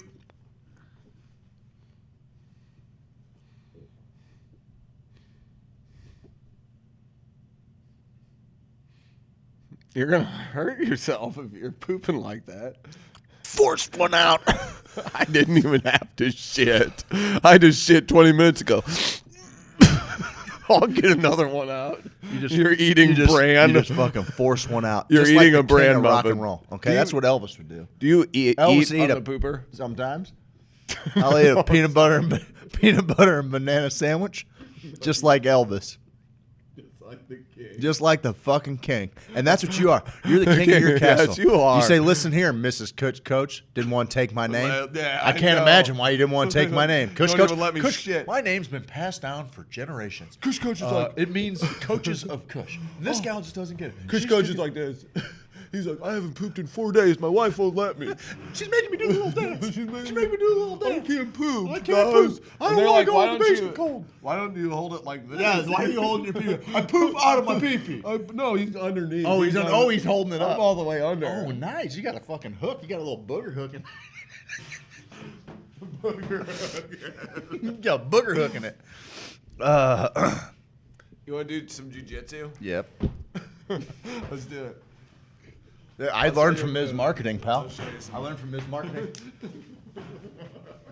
That guy couldn't find his way out of a fucking paper bag. All right, I learned something yesterday. So kind of grab onto me. All right, that's what we're doing. That's what we're doing.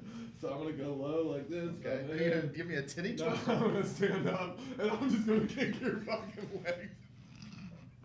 That's what a dude did the other day, and knocked this guy down. I'm like, what are they doing? Like, what are you guys doing? Get knocked down like that. What are you doing? That's what children do. Did you remember doing that to your buddies? All the time. I wasn't that guy. Do you have that buddy who was like always like flat tire? This is the guy that just like always had to be fucking like hitting you or something. Yeah, I hated that guy, dude. That guy was such a dickhead. You know what I'm talking about. You know the guy I'm talking about. Yeah, I do. Oh, fucking the twice for flinching, but I'm like, you fucking hit me once, I'll fuck your sister in front of your mother. You touch me one time. You hear me? Don't fucking touch me. I went a different route. I was like, you want to see me finger your dad? Touch me again. Can't touch me again. I dare you to touch me. Touch me the way your daddy touched me. Yeah, exactly. And his dad's looking at me in the rearview mirror like, don't fucking tell my son. And you fucking did. What did we say about them watching me shower or something? All the dads in the neighborhood. Oh, it was bath time. It was bath time. Dad's taking pictures of you guys taking baths. Come on, man. It's not funny. I had a buddy like that. He was like an annoying older brother. Dude. Yeah. The older brother. I had a buddy like that. And he's like, I just feel like you guys are always hanging out without me. Like nobody's really picking up the call. I'm like, oh, you fucking think so, De La Hoya? You think maybe it's because you can't keep your fucking hands to yourself when we're just trying to have a nice spot of tea? You fuck. Yeah, man. What do you like touching me or something? Why you touch me, bud? Oh, Kush Coach, I got big ass ears too, bud, and I'm sensitive about them. Kush Coach probably got them nasty ass cauliflower ears. I like to fight people with cauliflower ear. UFC ears. I forgot. Dude, Steve and I. Oh man. One of the things. Let's talk about things we're grateful for. Does that happen in 19 or 20? 19. Yeah, I think so. 19. Okay. Well, then we won't talk. We can. I mean, it's kind of. No, it's the end of the year, and we're talking about 2020 only. Remember 2019? That was awesome. It was fucking forever ago, man. Remember when you can just fucking go walk around outside and not be cursed for just being a regular human being traveling across the planet? No, I feel like it was like that. Can you imagine if David Carradine started I walking just was through, thinking like, him. fucking Kung Fu, the legend continues. And you keep doing it. You're walking through the desert. There's not a soul around for miles. This is me. I'm up on a mountaintop 14 miles away. I got a fucking, I don't know. I got a political science degree from a fucking community college. Hey, karate guy! Hey, karate guy! Put a fucking mask on! You fucking loser, you're killing me! I don't see anybody. Who am I putting a mask on for? The fucking camels, bud! Camel fucking sneezes. You see? Camel's gotta get a swab up his nose and fucking.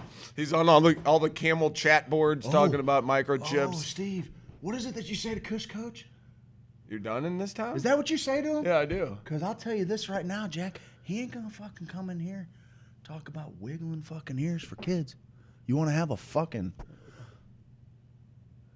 little wiggle off, bud? You want to have a little fucking... I think I can do one ear.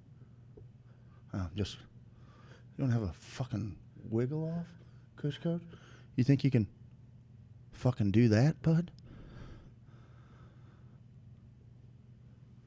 You fucking dare come on my fucking show. Stand up. Close up. Close up. Wiggle off. You want to have a wiggle off, bud? You want to have a fucking... You want to have a fucking wiggle off, bud? I'm getting a boner. Why is that so wet? Is it wet? No. I don't know. I mean, who knows? I don't fucking know. Is it wet?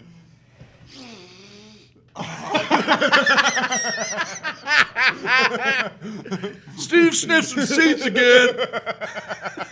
I thought you were doing a rail. And then I was like, oh no, he's just smelling his own juices, man. That's really what the fucking seat's for. Oh yeah. Yeah, I mean, you can't keep a good smell on a metal chair. Oh, yeah, you can't.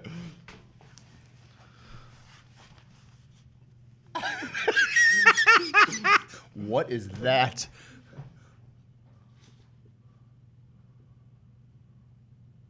Nothing.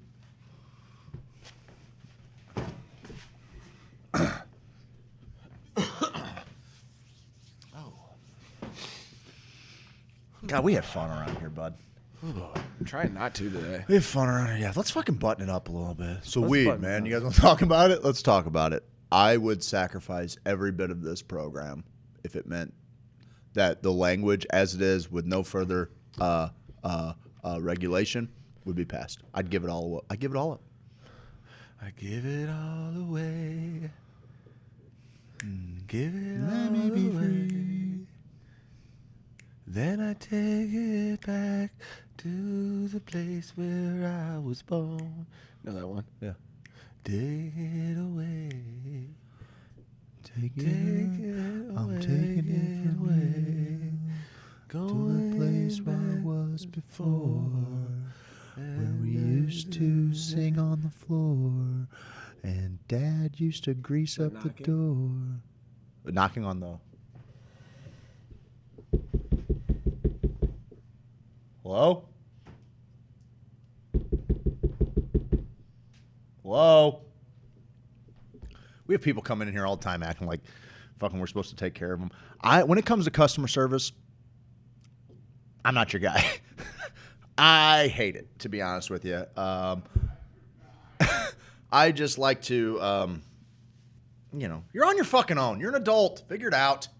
You need something to buy. The fucking price is on it. Give me the money. Get the fuck out of here. Come on. Things to do. Clearly, we're solving the world's problems in here one wig at a time. What do you guys want to talk about today? You guys want to talk about anything great? What's up, Jared Heyman? How you doing? Michael Lohr, I can't wait to kiss you on the fucking mouth tonight, buddy. Aaron Hour, good morning to you, okay? It was your birthday the other day. We didn't even sing you a song. Oh my God, let's do it. You want to sing Aaron Hour? Yeah. Let's sing her favorite song. Okay, let's go. Okay. You start us off. Okay. It is. This is a. You know it. It's everybody knows this one. That makes me Hey. fucking uncomfortable. Aaron. Hey. Aaron. It's your birthday. Birthday. It's your birthday. Birthday. It's your birthday. Birthday. Hey. Hey. No. It's your birthday. It's your birthday. Hey, hey. Every day is your birthday. Every day is your birthday. Every day is your birthday in your heart. And in your butt. Every day. That's my sister you're talking about. Take it back, Papa. I'm sorry, I take it back. I love Aaron Hour. It's your birthday in your butt. That's actually not bad. It's not bad. It's good. I figured if anybody could appreciate I it, take it'd be back. you. I'm sorry, I overreacted. It was 2 days ago. Was her birthday? Why are we singing her songs now? Because happy doesn't watch birthday. the show. She never watched the show. She never tunes in. Nobody ever watches. Hey guys, the if you're watching the show right now, we love you. And just so you know, Yeah, if you're our not favorite. Watching the show right Fuck now, you. and you watch this later, fuck you. Fuck man. you What right the in fuck's your deal, fucking dude? stupid we let face. you do it on Twitch so you can put us in your back pocket. I don't know what the deal is. Yeah, coronavirus didn't allowing us to really have a dope ass New Year's Eve party this year, Kush Coach. Yeah, so it sucks. unfortunately, It sucks. we don't talk about them. Anything else good going on? Got any favorite moment? I know we talked about it a little bit on Monday night, but is there anything any outliers that aren't necessarily ours that you did throughout 2020 that was just fucking choice? I got pooped on by a bird. Dude, that bird ate a slinger. I was on the phone with you. I screen recorded it. I'm fucking angry about this. I screen recorded it because I was having a hearty chuckle because you were gagging. You were fucking. You were dry I was heaving. Still today, I almost This made me sick. bird shit on Steve. Like this bird might as well have been the Enola Gay. Like it was above the clouds. It drops this bomb, lands directly on Steve's jacket. When I looked up, and to it see wasn't the birds, berries, bud. It wasn't. But what are birds? What was that bird eating? Was it fucking like chili man? It Chili was like Mac? a group of starlings or something, and they're notoriously they'll eat anything. They'll eat any fucking thing. Well, they process it like a 46-year-old man with a fucking heavy drinking problem. I looked up, and when I saw the birds, I was like, no. That's how high they were. I looked up, and I go, no. What? How? How? From that height, dude? I'm surprised it didn't put a hole in you. But here's the deal. So this morning, I get in the parking lot, right? Uh-huh. There's a starling out there, okay? Okay. You fucking slap him? No. Oh, okay. So I waited till he took a shit, right? Okay. So I went back to the lab. Uh-huh. Took the shit and had it DNA sampled. What'd they say? Cross-sampled it against the shit on my arm. They go, that's the one, bud. That's the one. So I come back here. He's still roughly in the same spot, okay? So I find him. I walk up to him and I say, hey, man, what the fuck is your problem? And he's like, I got no fucking problem, bud. And I go, you got no that problem? right? Well, now you do. Yeah, I'm your fucking guy. Now you got. I'm your fucking Now you got problem. a problem, You little got- starling, buddy. That's right. And he goes, whoa, whoa, whoa, what do you mean? And I'm like, you took a shit on me, bud. And he's like, oh, no. I didn't mean to. That was somebody else who was different than me. Yeah, save the fucking story. Save the drama for your mama. You pooped on me, bud. And I held it up. I go, here's a fucking 23andMe, you fucking little shit.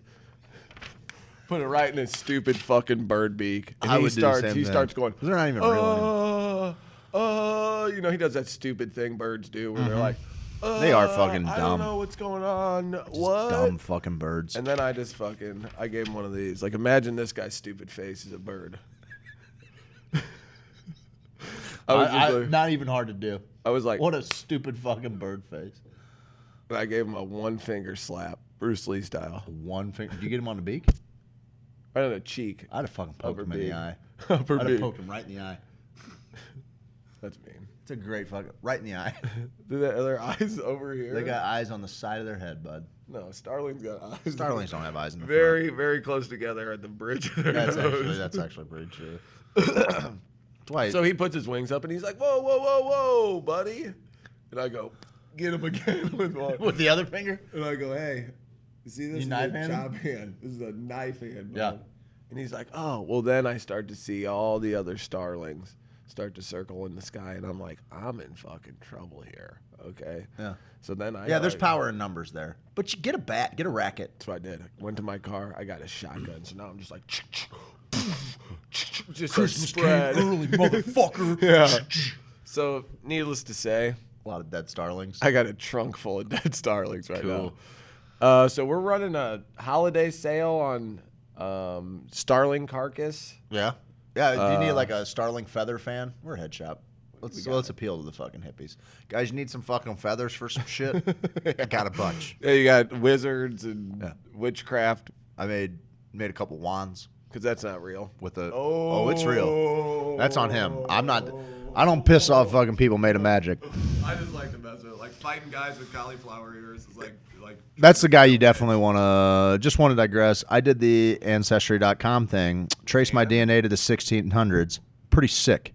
Someone did all the work, and you just get to see how the fingers spread. You're boning us up this morning, Allie, talking like that. Jesus. Spread fingers into the 1600s. Can you imagine what sex smelled like in the 1600s? Think about it all the time. I think about it in the Wild West. I do too. What just all of it, like a especially stinky dick would the. smell like. You know, I actually think in the Wild West there was some modicum of a guy that was running the brothel, like he, trying to keep those broads clean. You would. Oh yeah, dude. Listen, I'm Powers Booth in fucking Deadwood. If I'm running the joint, or no, not Powers Booth, the other guy, the other one he had one too. He had one too. Whichever one's keeping his broads clean, that's the guy I am in Deadwood. You know. Good analogy. Yeah, that was a dense bird shit. That bird was eating at Waffle House next door. Oh, that's actually not a bad call, dude. Enchiladas. Not everyone can get up this Hoosiers early. in my pocket. Yeah, no worries, Stuart. We'll just be here whenever you're ready. Hoosiers in the pocket. I don't even know what that means. What does that mean? Not everyone can get up this early. Yeah, everyone can. They're capable of it. They're capable of it, yeah. Stuart. Yeah, stop telling yourself stories. Stop limiting your abilities. Yeah, don't limit Stuart. your abilities, Stuart. Don't do You're that. fine. Don't do that. That was the end. Did you see the video of that robot dog patrolling the streets? Dude, it's fucking Black Mirror. And, at what point does everyone just start kissing conspiracy theorists' dicks? When does that start happening? Kiss it. Kiss it. We've been kiss his dick. I just had a shit. He had a mighty good shit, and now he'd like you to kiss his dick because he's been telling you about robot dogs. Dags? Robot dags. You like dags? He's been telling you about them for 5 years.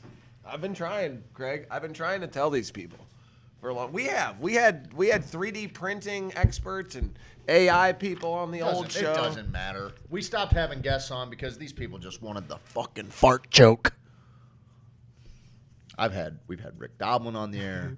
We've had Johns Hopkins researcher. It don't matter. Matthew Johnson on the air. We've had Shane Moss on several times. We've had Dennison Collard, Dr. Mimi Vo in studio. We had who's our guy? Adam Bundren. Colorado, who was the Casara Andre on there talking about veterinary medicine. We've had doctors galore. We've had scientists. We've had great thinkers. We've had Hell's Angels leaders. We've had guys that have created fucking thought screen helmets that keep aliens from getting inside of your head. That's big. Is that the stuff you guys want? No. Can you guys fart in a microphone and make up songs for us? Because we like weed, man. Oh, God dang it. God dang it. Here's one thing I found out in 2020. God dang it. Here's one thing I found out in 2020. What, buddy? What did you find out? I love being a heel. Fuck. You are one. I want to punch Danny Diamonds in his head, but also I love being Danny Diamonds for just little snippets. Yeah, we saw it at the end of the first hour. Did you see it? Yeah. Did you see it? See it, bub? See it? See it, start. See it. I thought the weirdest thing about that video was the fact that they were going, "Oh, come here, you're so cute. Oh my God, I love you. I love you." The fucking robot dog? Did you not see that? Oh, dude, people are fucking dumb. Will we get shut down if we play that? Yeah. That's what I thought. Yeah. I can maybe make like a GIF of it or something and can I show it? Throw it on the air real quick. Or we can maybe pull it up. We'll pull it up at break. And we'll put it on without sound. Just give them a little fucking taste. I started listening to the Hoosier Sophisticate. Oh, I started listening for the Sophisticate, stayed for the dick jokes. Yeah, that's fair. That's how we get you. That's how we get you. Once you show an affinity for the dick joke, we know that you're in. And then that's when we give you all the secrets of the universe. It's actually a multiverse. And your idea of God is probably wrong, but so is mine. So you should keep searching for the answers. From the Duncan Trussell, Shane Moss podcast, they had some really interesting things. From the cave of, what was it? Oh, despair and overmodulation. Yeah. You liked it. Shane liked it too. I saw it. Stupid. I feel like doing jumping jacks over somebody liking a tweet that you've been in the fucking holiest of spaces with is like kind of. Oh, stupid? It's great. No, it's great. Oh yeah, I was gonna say I feel warm.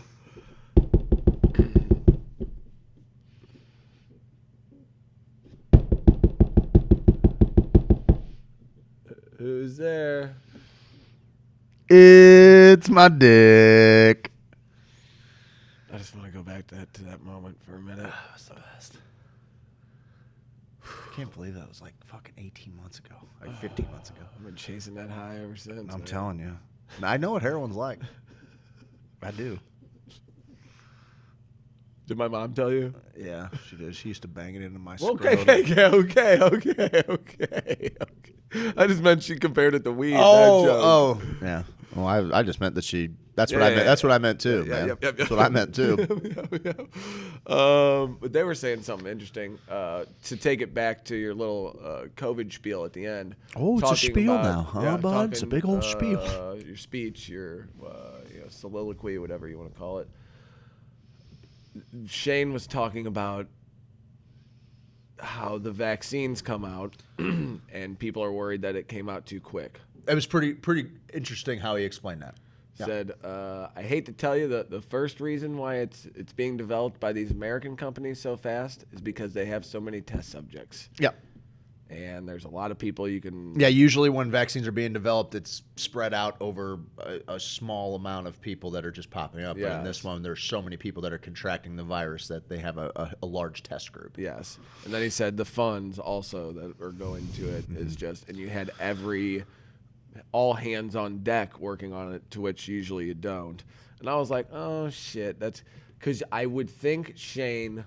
would immediately be like, "Oh, it's kind of a conspiracy," and he shoots a lot of that stuff down. No, he's very calculated and cynical on a lot of things, which I think, in my personal experience, cynical people have a tendency to be right more often. I feel like, or maybe it's practical people get misconstrued as cynical. Yeah. That's probably more so what it is. Also, it's easier to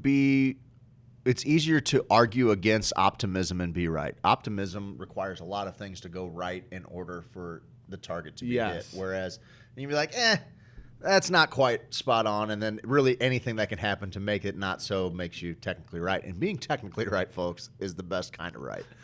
And that's where it comes to how to make little small decisions in your own life to say, oh, here's my plan. Everything's going to go according to this plan.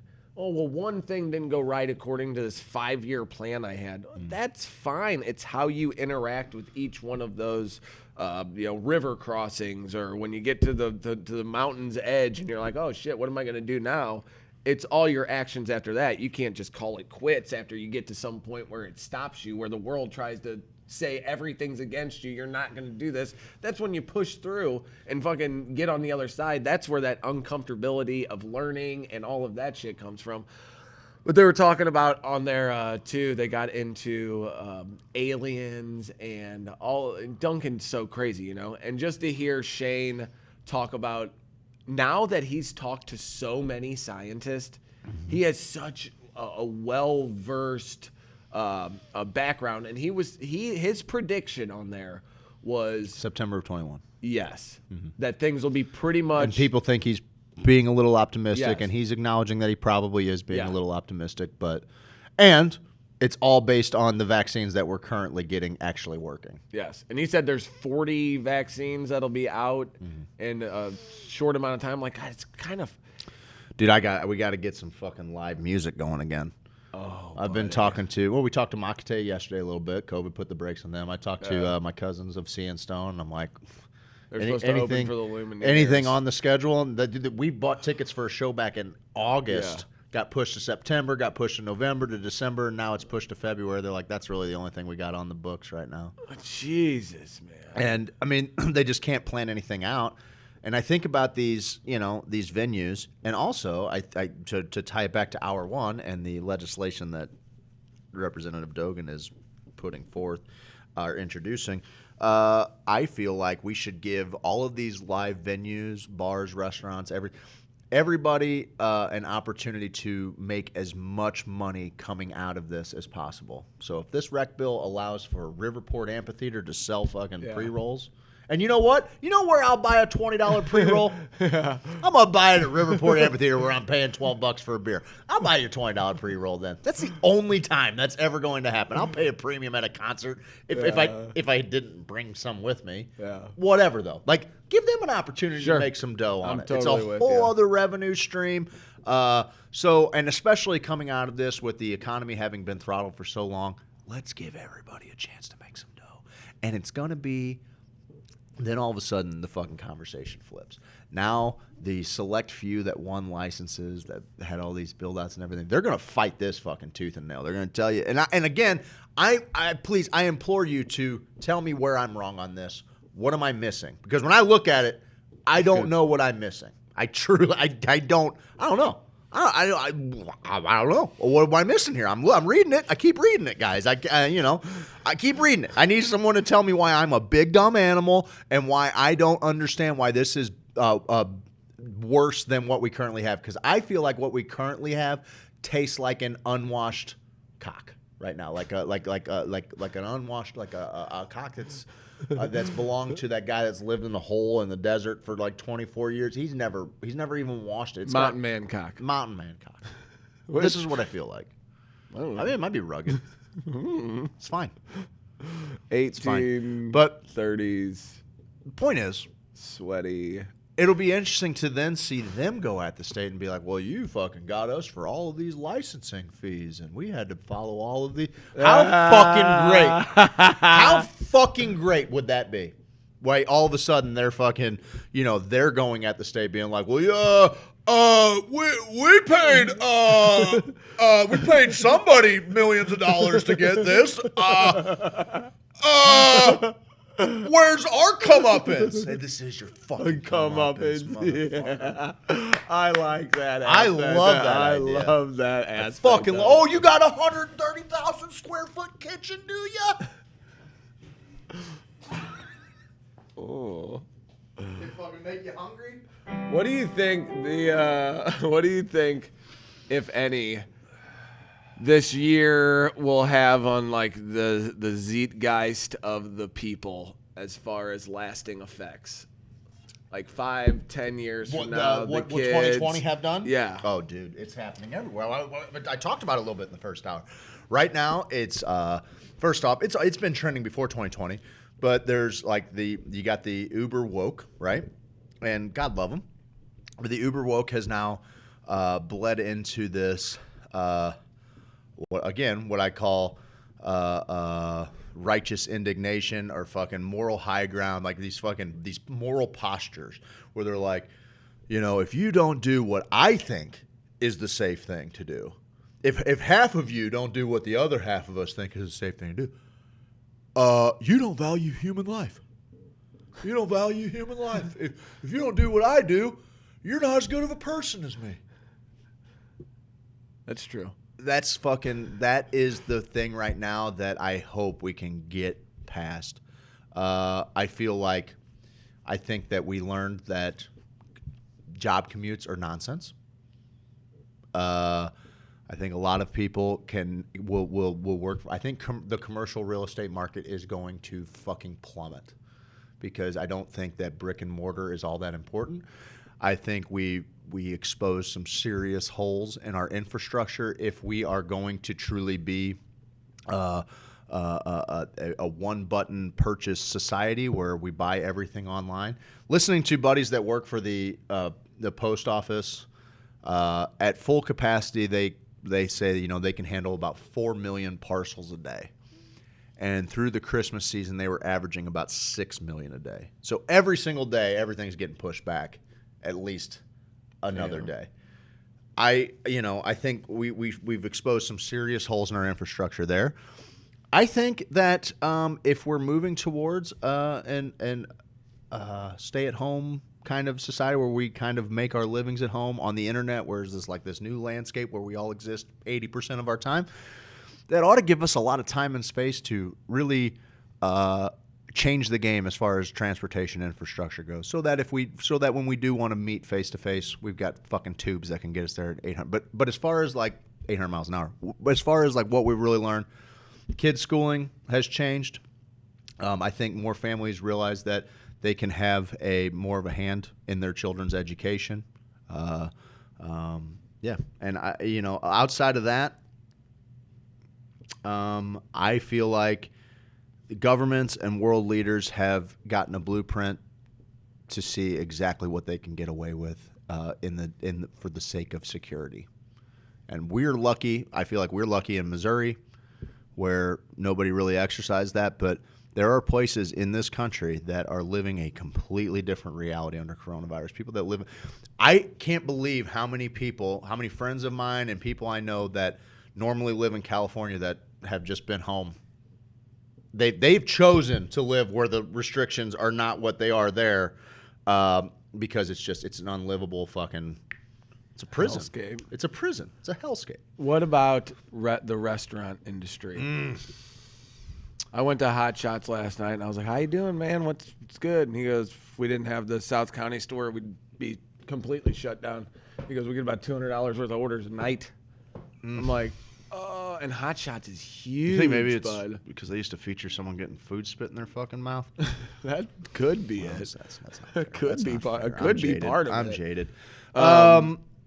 But yeah, that's man. one of the weirdest things to me. Because St. Louis is very much, hey, I know your uncle knows these people who own a restaurant. No doubt. Hey, the Gitos. I got Paschetti for the kids last night. We were one of our customer. We got some gift cards, and man, the restaurant industry, I feel for them.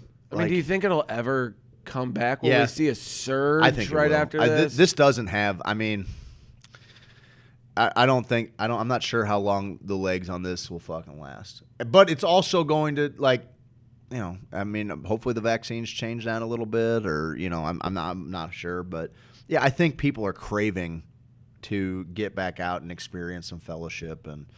Oh God, that's the other thing I wanted to ask you about. Yeah, your job is good. Our jobs have changed. I don't know how much it will actually change. I think jobs will. School, I think it'll change a little bit too. It needs to change even more. We're getting better. We're learning more at that. But just the overall psyche of the people. How does that change someone? When like my grandma talking about like the Great Depression and stuff, like that era, and it's like, oh no, you eat everything that you can, because there was this time when I was little that we didn't have clean your fucking plate. Damn thing, dude. So it's just ingrained in me. Yep. That, and I'm passing it on to you. Yes. We and don't I was like, waste I'm food. like, fucking, like someone did a meme of the someone crying, and it was a full plate of like vegetables, and he's like, for Africa. Because remember, all of our parents in the 80s and 90s were starving like, kids in Africa. They Yeah. would kill for that. Yeah. I'm like, oh shit. I guess I better fucking eat this. The Catholic guilt, like, oh, No doubt. I better eat this. But I wonder how much that has to, I don't know, mess with is the right word, but just change our society. And I wonder if it makes us more separated, if it separates us more while we're being more connected in this online world, or ultimately, I hope it makes us more empathetic, that when you go through a tragedy, all of these deaths, like I've been kind of separated from the COVID thing. I haven't had any personally people that have died close to me, and a lot of the deaths have like been I feel like to there's something other else. yes, there's other things going on. But hearing the nurse and listening to this nurse, that's what I was getting at too. Yeah, I fucking kind of threw a grenade, but then I listened to it for a while, and she's like crying because she's like, usually, and these were older patients, but she was like, usually I'm not covered in everything. They have their family there. There's a whole thing going on that, I can be connected to this person, but I can also kind of, move about and look, she goes, this person didn't even know what I looked like. I have just my eyes out. They had to hold my hand as they died because none of their family members were like allowed in there or whatever, or he didn't want them in there because of the risk of corona or something. I'm like, holy shit, man. there's a real battle going on at this level of the hospital workers, like in the trenches. These nurses who are fucking doing the work, they're just kind of being told what to do, how to do it, and they're just doing their best to do it. I think there's a whole fucking kind of weird thing going on with the counts and all of that stuff, but whatever. That's for a different thing. I just, after seeing her and seeing 99% of the comments were very post 9/11, we're with you. I know. We're with you. We're fucking with you. Hey, nurse who's fucking working 12-hour shifts and pouring her heart out. Yeah. I'm fucking with you. Like, you're killing it out. Oh, shit. You're killing it out there, nurse. Yeah. No. But no, just. I've seen I Grey's loved Anatomy. that. I know what doctors and nurses are doing. Whatever. I loved the. That was the one of the good things besides the Patriot Act that came out from 9/11. God, dude, and we get reminded every couple of years that we're still just getting our fucking small intestine I know, punched out. God, just bruising them. But that after that, remember everyone was flying their flag. Like, you could have been a Republican or a Democrat, and you were like, "Yeah, man, this is long." Let's go kick these motherfuckers in the head. Which is like, oh, but then, hey, there are aliens. So, hey, when the aliens get here, let's kick their asses together as humanity, right? Yeah. They get here. Well, we don't like people who are different than honestly, us. that's the only thing. Notoriously, we hate people who are It's the different only than us. thing that I think heals the divide that we have right now. No, shut your... Aliens are the only thing that heals the divide we have right Yeah, now. that or Yosemite going. I'm serious. A mass extinction event or something super cosmological. You have way too much faith in humanity if you think like just like some kind of leader is going to come up there and be like, guys, we've been kind of acting like assholes to one another. You're There's thinking the gotta old be a middle ground. You're thinking in the old ways. Well, what's the new way? The new way is tribal technological-ism. Oh, well, in that case, fuck me. You stupid idiot. Fuck that. It's when people go to live in tribes, but they still use technology for good. It's when you got to have infrastructure for your tribe in order to exist in a technological world, though. So come on, Elon. You want to quit fucking around with your fucking little space satellites? That's the other thing. You're always going to piss somebody off. Elon Musk is like, dude, I'm throwing fucking satellites up there. Everybody's going to get fucking internet, dude. It's going to be great. And these astronomers are like, you fucking jerk off. How am I going to look at fucking Uranus? How am I going to look at Uranus? And Elon's like, right here, pal. Right in the beehole. There it is. Astronomers are like, I can't even see Orion's belt Well, anymore. I think the biggest problem with why we haven't figured out world peace right now is communication. Oh, I think we have world peace figured out. I just don't think it makes any money. Well, I honestly, I I'm think with ya. hunger's fixed. I think we've got we have more than enough food to feed everyone. We know that war sucks. Now that doesn't mean that evil's eliminated, but we got a pretty good idea. We could stamp out evil pretty quickly. Yeah, there's you no could money by in- treating children with kindness. Yeah. You're only going to get so many sociopaths. If you start holding all Maybe, the babies, yeah. we're good. Maybe, yeah. No. Or just drowning them. Let's just stamp out humanity. No, That's- let's not do that. There's a lot of people who think that let's the not do Earth, that. we're hurting the Earth, and we should not procreate. No, we are the Earth. Right. We are the Earth. Yeah. And Yeah, but you're not as Makate smart told as us. them, though. As the Earth? No, yeah, you're not as smart as the people who think that Mother Earth can't survive, or can't survive as we're doing what we're doing. Oh, she'll be fine. She'll be just fine. Yeah, we're gonna ruin. You're like that everybody for fucking us. guy. We're like that guy. You know, is like, dude, she's never gonna know how fucking good she had it. Next thing you know, she's dating some fucking power forward in the NBA, just getting her fucking ribs busted out from the inside. Like, yeah, she's really missing. She's really missing your fucking contribution, Daryl. I'm making a name up there, just whatever. But you know what I mean? It's like, Now she's with maybe Sean you're not Kemp. fucking God's gift to the earth. Maybe you're not God. Maybe you're not that great. Maybe you're not Paul that Reiser. fucking great. Maybe you're not that great. That's all I'm saying. What I'm saying is you should feel good about how not good you are.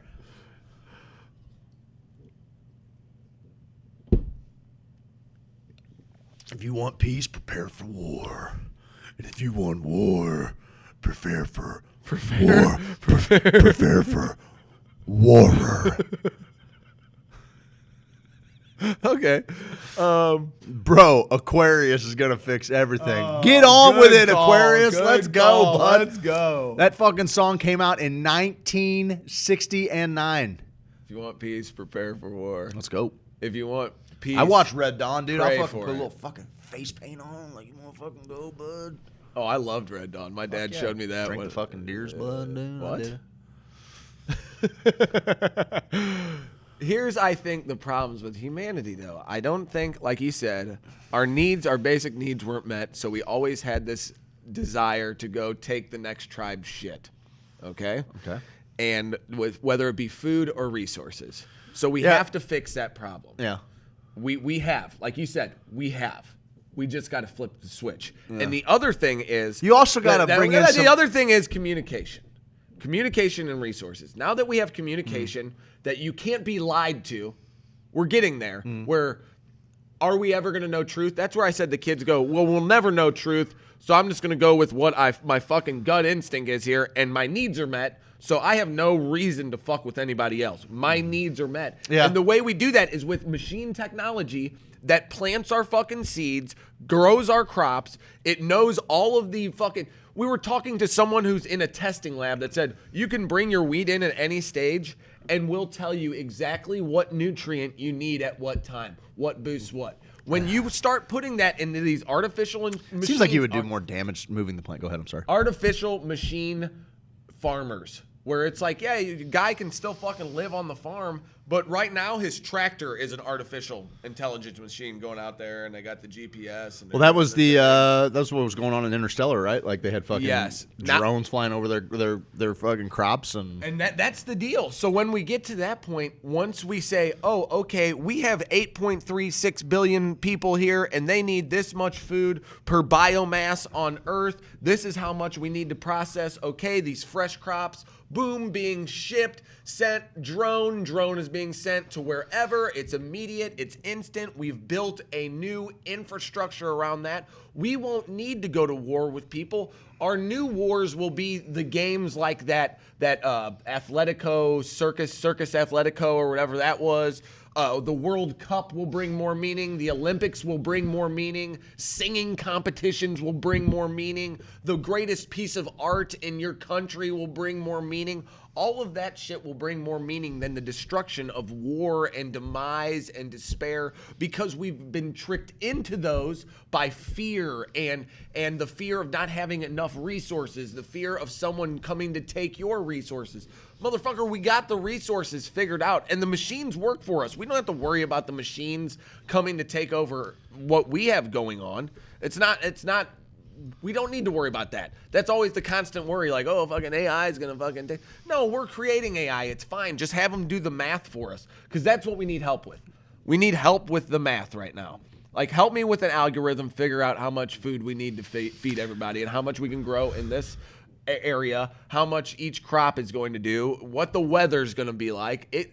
We have machines now that could learn all of that for us and use it. Oh, did you get... No, we got a couple people getting... Jesus, the fucking the Facebook's fucking robots are that's why we got to be careful with the robots, bud.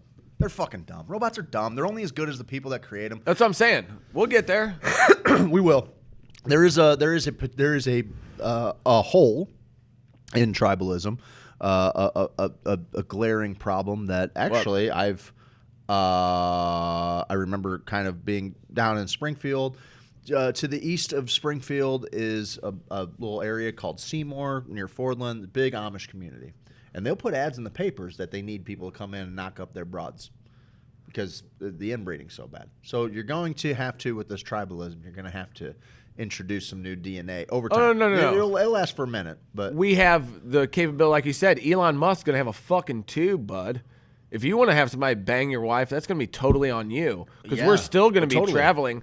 I don't know that I need anybody to bang my wife. It's like my kids' kids that are going to need other people to bang. No, the tribalism aspect is only in the aspect of how we've built the Hoosier Sophisticate group, that you have a core group of people that you get to know, you hang out with, you go on trips with, that you lean on in times of need, that you trust, that, this is your core group of friends. It doesn't change much more than that, except you can go live in different communities, but you're always traveling. Like, traveling is the main part of what we do after that point. All your needs are met. You don't have to work for this fucking job or this house. Our housing has gotten so out of control that we're like, 500G, well, close to 750G or a million when it's all said and done after 30 fucking years of paying for it. I mean, how many cars and houses do the banks own? All of them. I mean, how many people have there? What's the percentage? Dude, if of you people own have your, paid off? that's something I have to remind myself because I'm like, fuck, I'm always so broke, dude.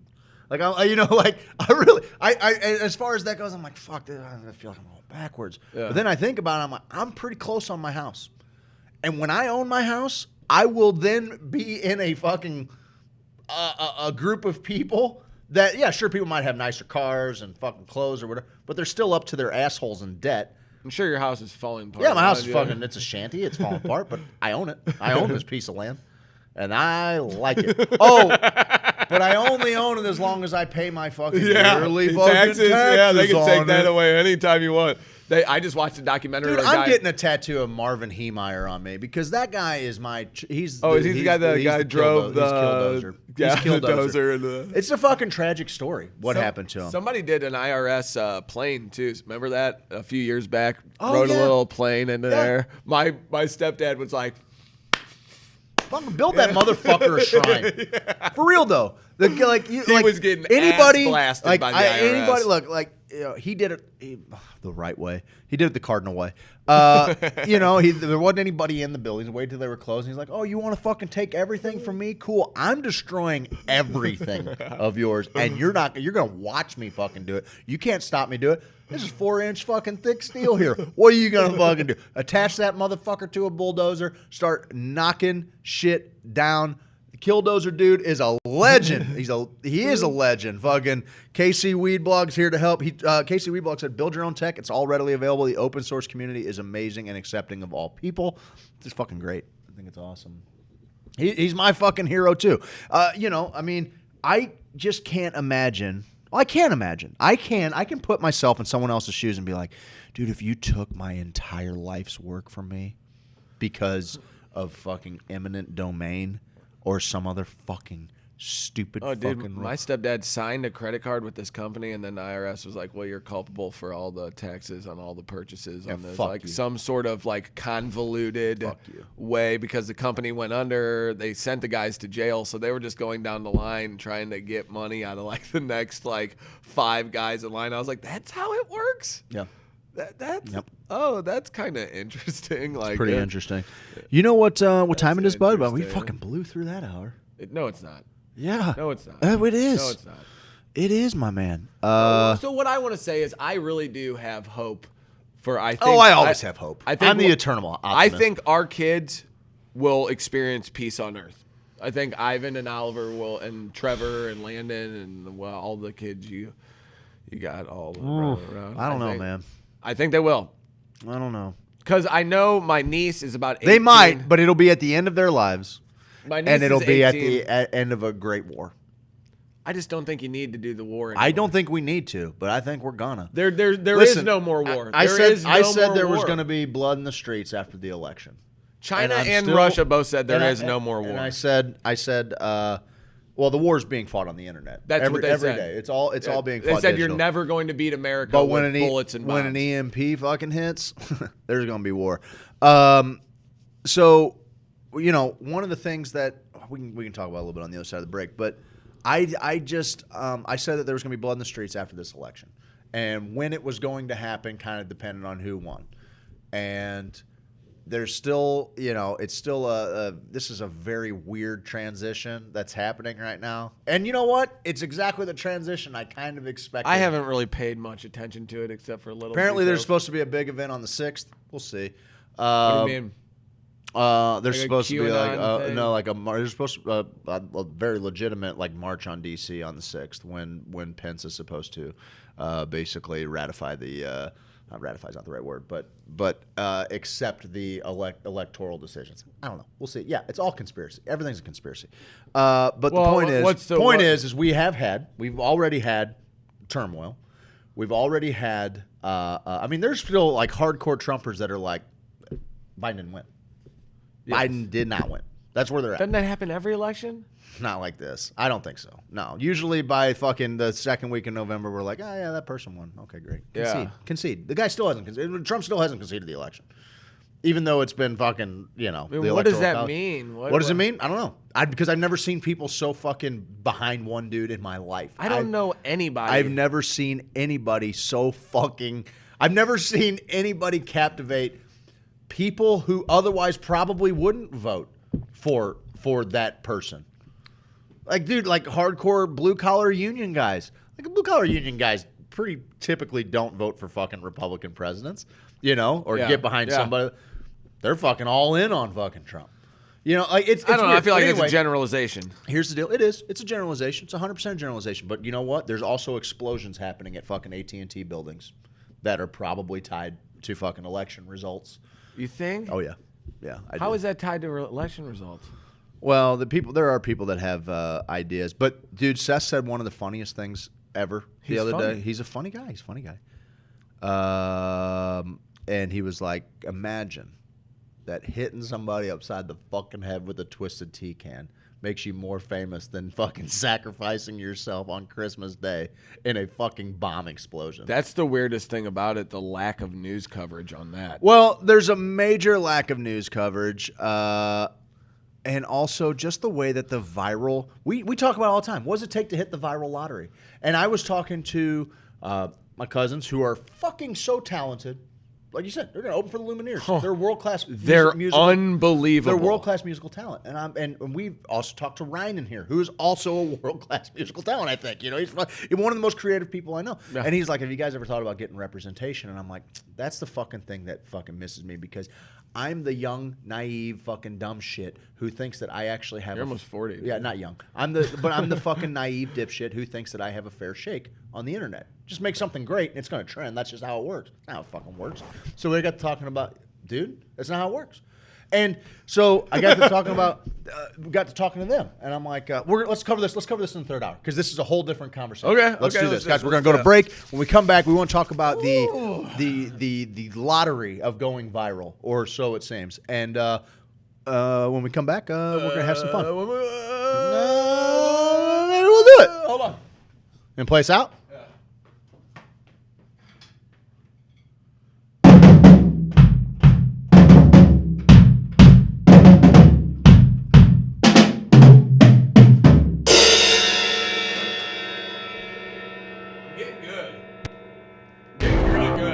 Getting so good.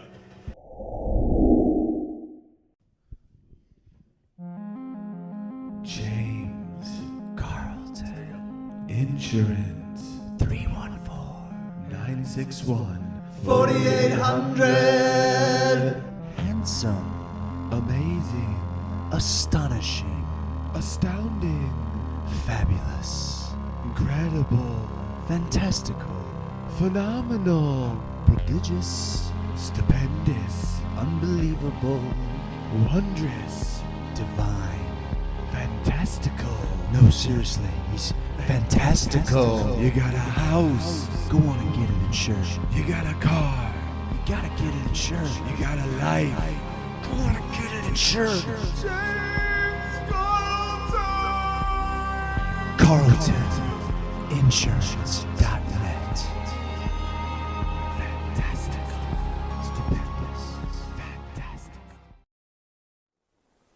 Hey boys and girls, I'm talking about native hemp extract. That CBD. That CBD. Get inside of me. Inside of me. That CBD. That CBD. Sweet delicious CBD. That CBD. That CBD. Got the CBD.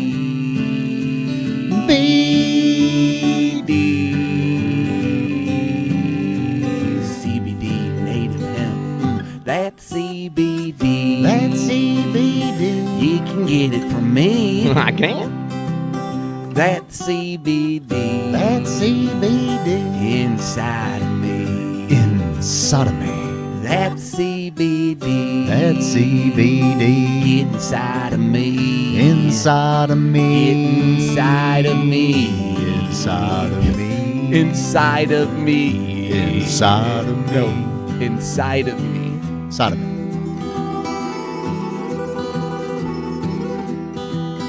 Inside of me.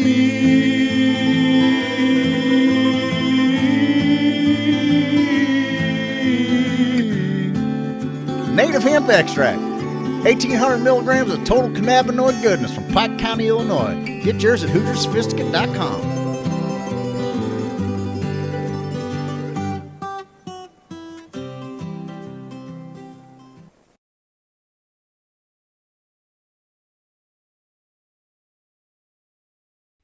I'm an outlaw, check it and see. Wanted poster looking like me. Checking the swamp man for a pretty girl.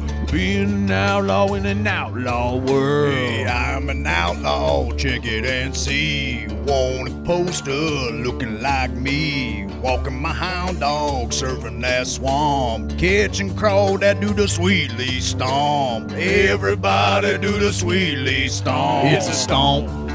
It's a wiggle, turn around, a little tickle. It's a stomp, move your feet, head on down to Sweet Leaf. Head on down to Sweet Leaf. Head on down to Sweet Leaf.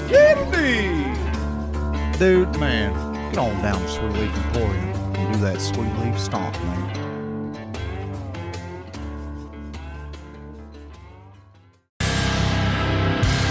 James Carlton. James Carlton. James Carlton.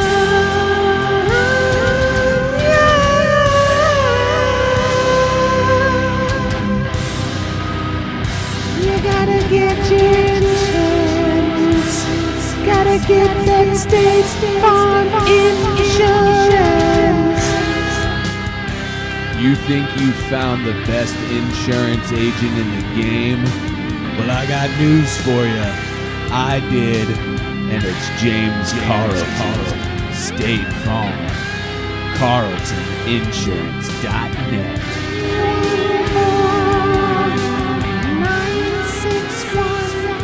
961-48. Hare Rama, Rama Rama, Hare Hare.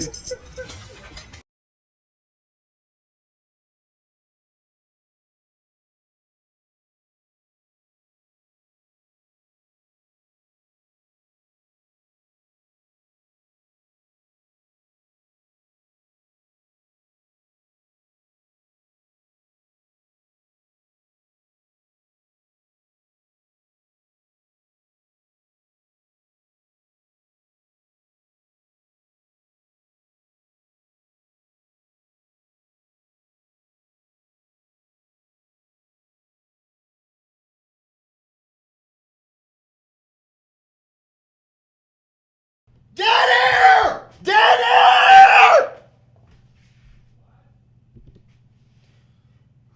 Guys, we're sorry.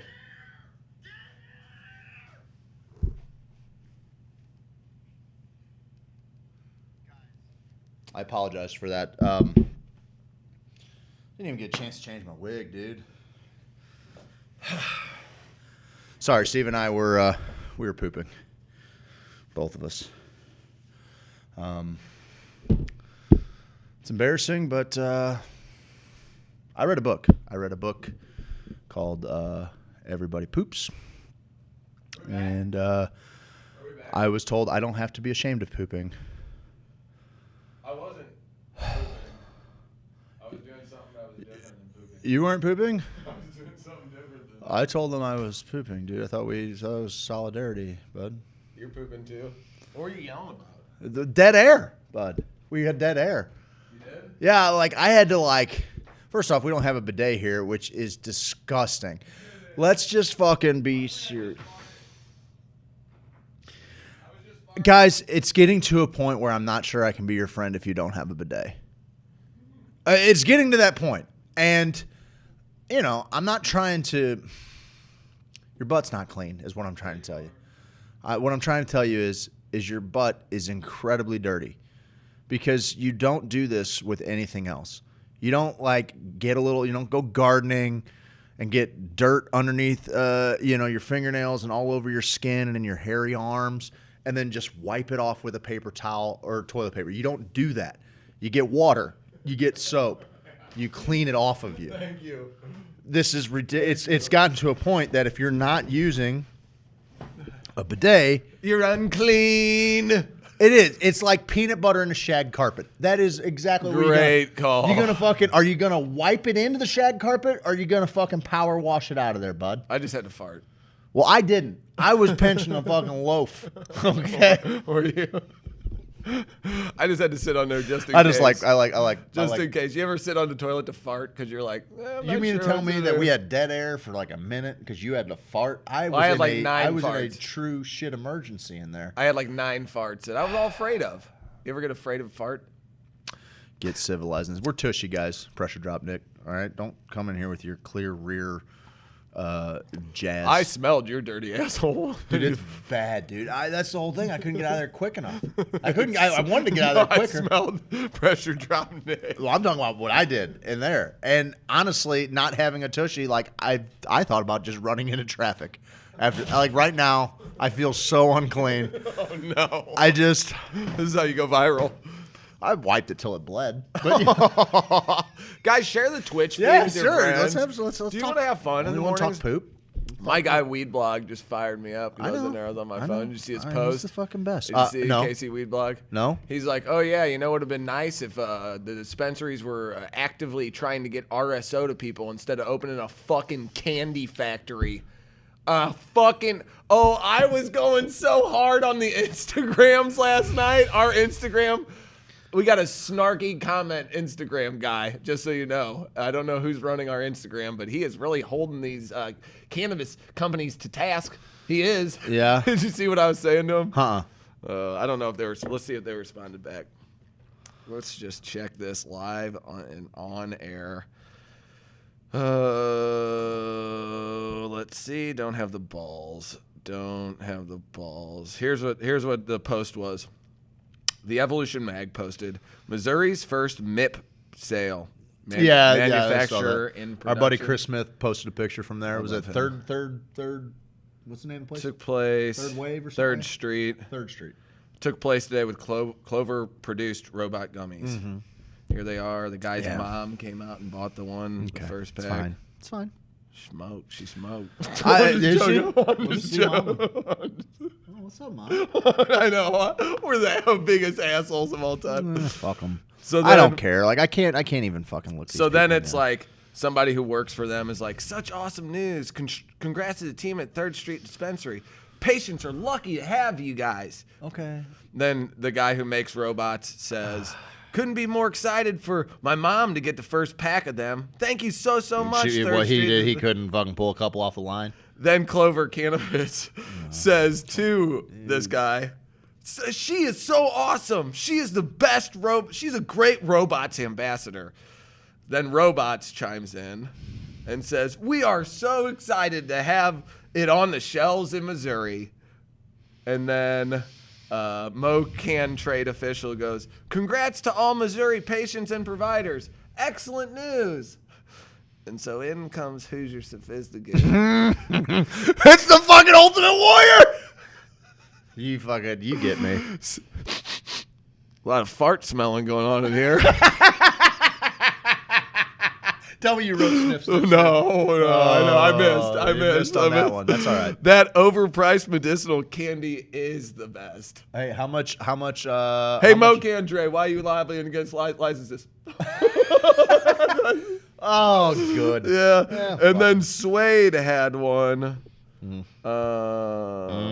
is All of a sudden, I feel like I got to get some James Carlton insurance. Stuart, I promise you will not regret it. Call 314-961-4800. There's a good chance that You bundle your insurance up, he's going to save you a fucking boatload. And honestly, the customer service over at that joint is unparalleled. You really ought to give James Carlton a shot at your business.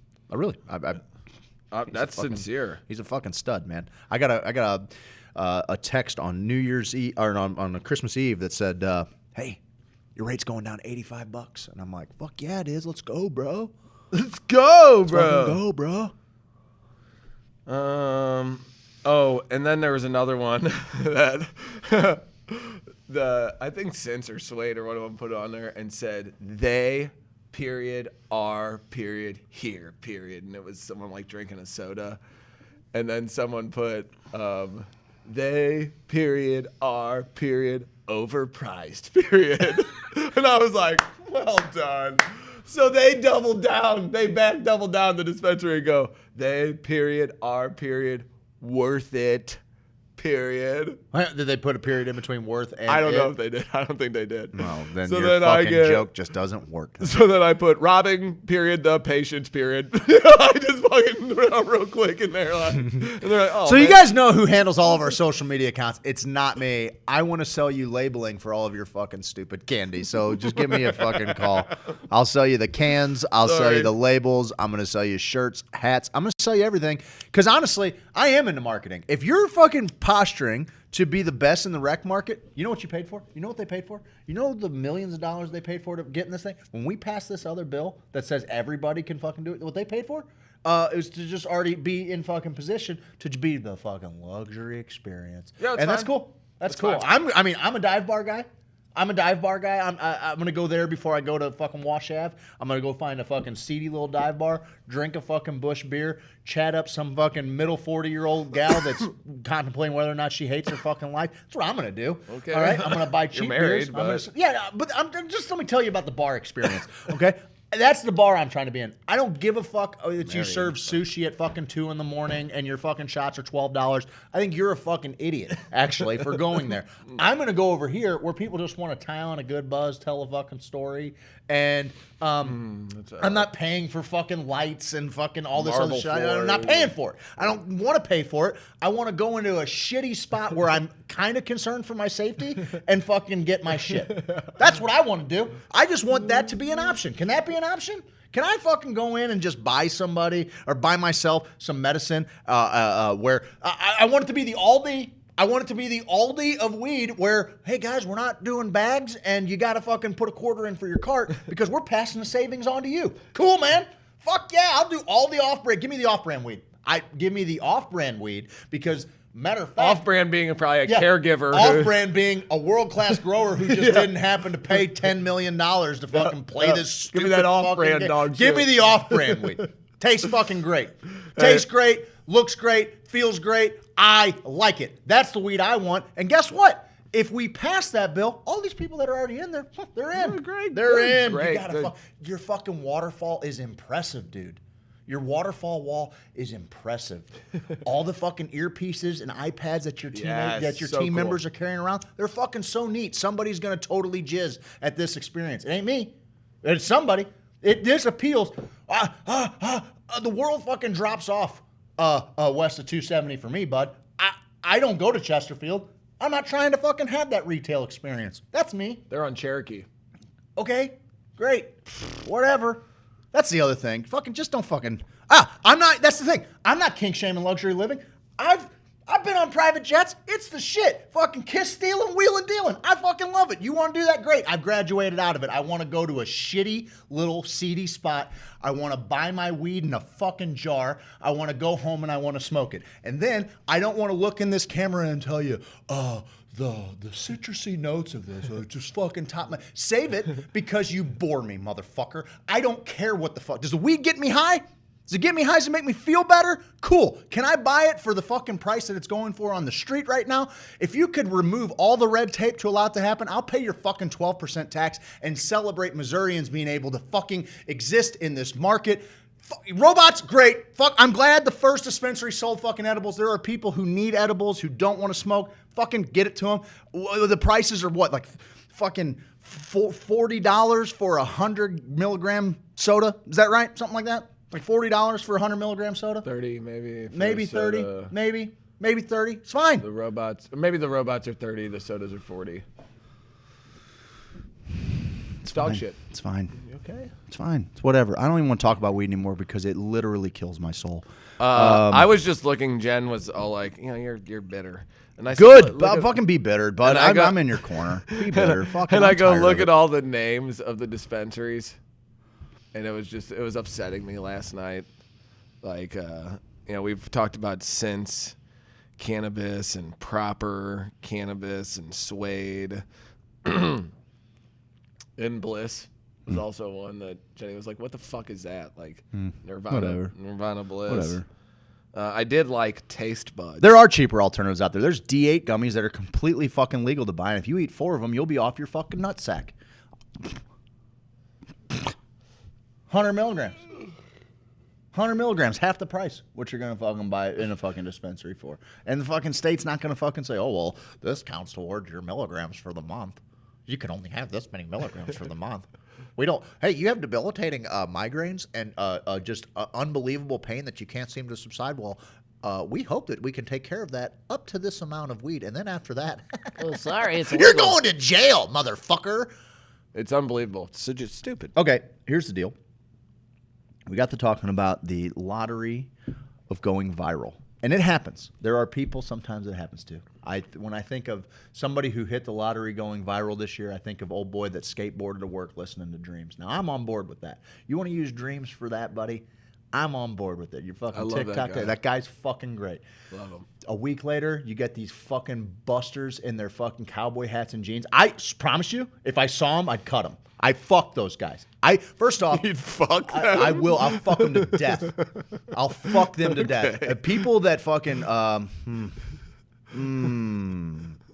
First off, don't pretend you're a cowboy if you're not a fucking cowboy. Just don't do that. Why not? Don't do that because you're a fucking idiot and you're a poser. What about like people in Springfield that wear like the cowboy boots and stuff, like Branson? I get Western wear. I get it. Yeah. I get Western Okay, wear. I got you. I get Western wear. Different Just than don't fucking cowboy. act like you're a fucking cowboy. Don't wear a fucking belt buckle unless you rode a fucking bronco or bull. You know what I mean? Don't give that fucking belt buckle up. There's guys that have been kicked in the fucking head by equine in order to wear that fucking belt buckle. Don't do that, you fucking poser. It's the same. It'd be the same thing as Steve Buscemi carrying a skateboard, be like, "What's up, fellow?" It's the same thing. Take the fucking belt buckle off, bud. You didn't fucking ride a bronc. You went to fucking Eureka. Shut the fuck up. Bronc. That's what you call Broncos. Yeah, this is what you ride broncs and bulls, dude.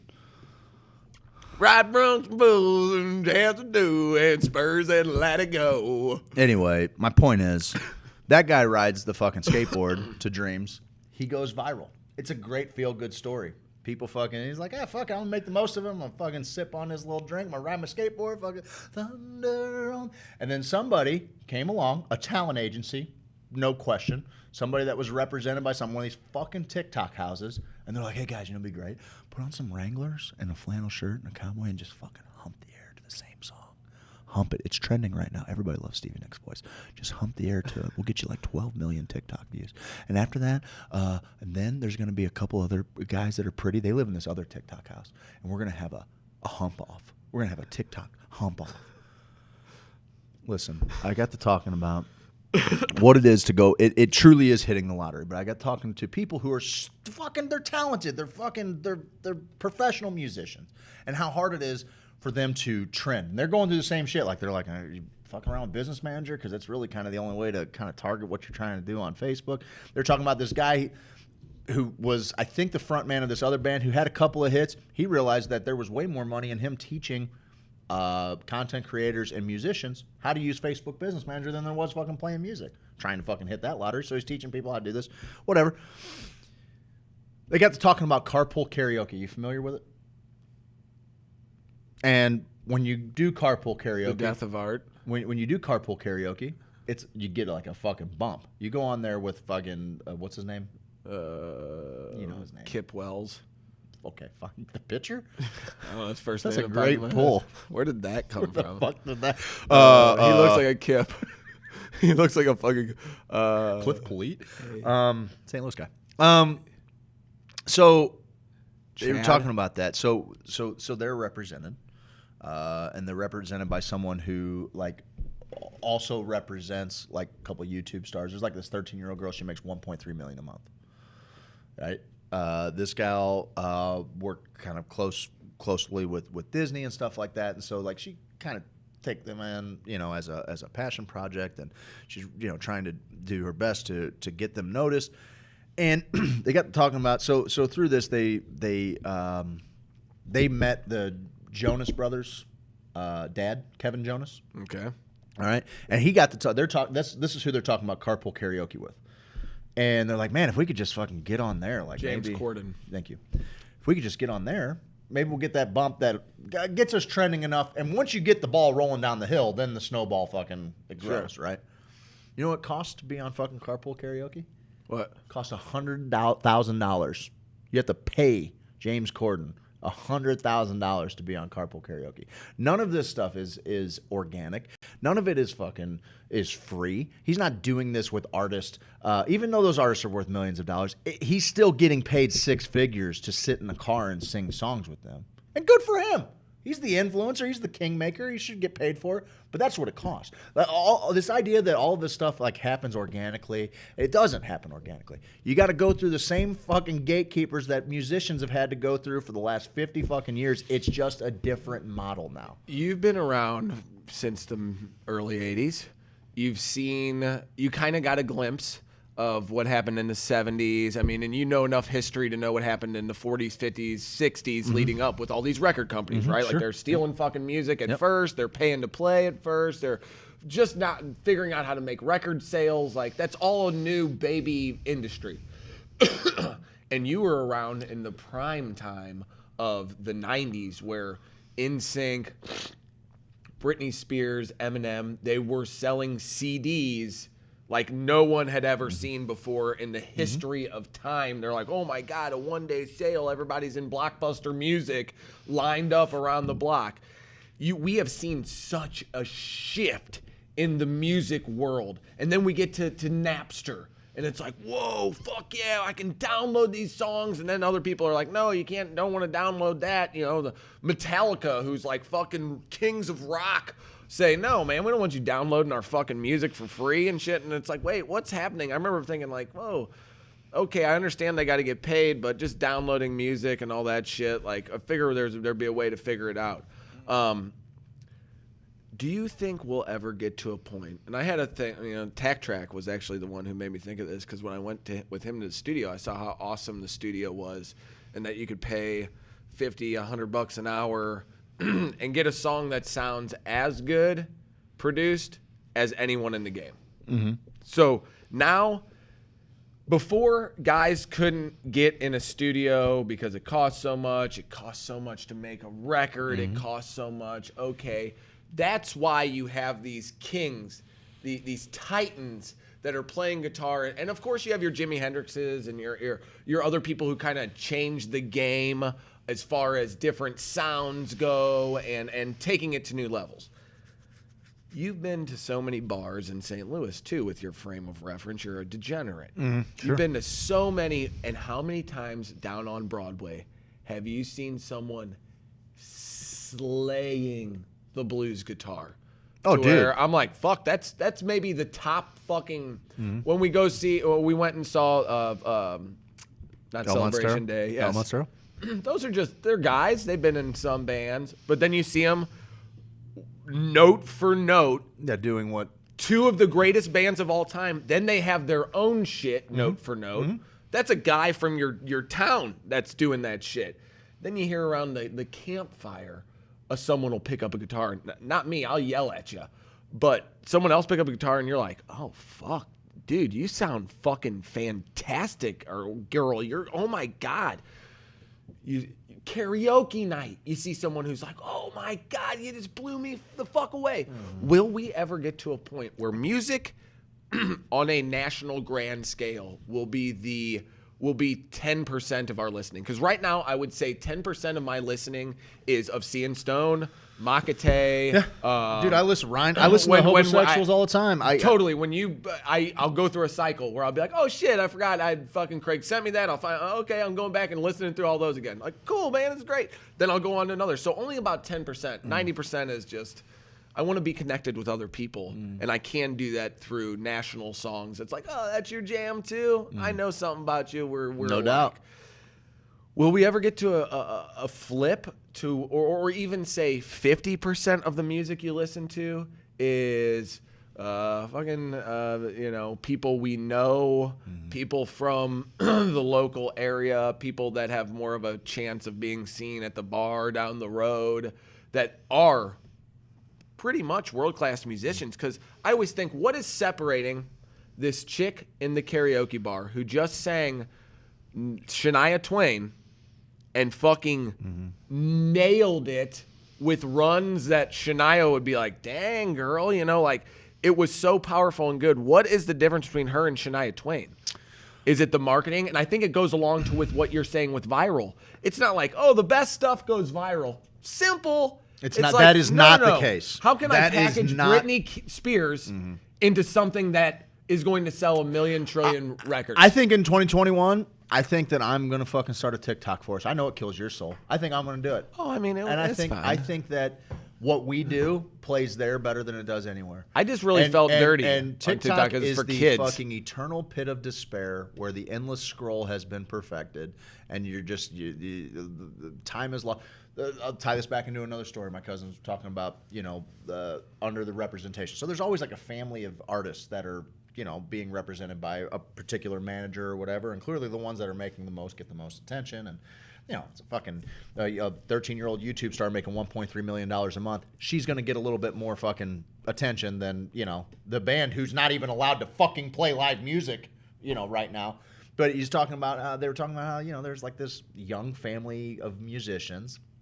The oldest is like 21. The youngest is like 9 or something. They're like fucking Partridge Family. Is that the one you were showing me? No, that's Sleepy Man Banjo Band. They're great. And what you got is like, like he's like, they're fine. They're okay. They need a lot of work. They need to be polished up. And so they were asked then, like, hey, can you maybe show them a little bit how to polish things up a little bit? Like going to the people who aren't making any money. Hey, can you take these ones that we know we can market and just make them a little better? And that was the idea. They're like, yeah, sure, fuck, whatever. We'll help out. We believe that, if you put it out there and you help encourage great art, you're going to be a part of something great.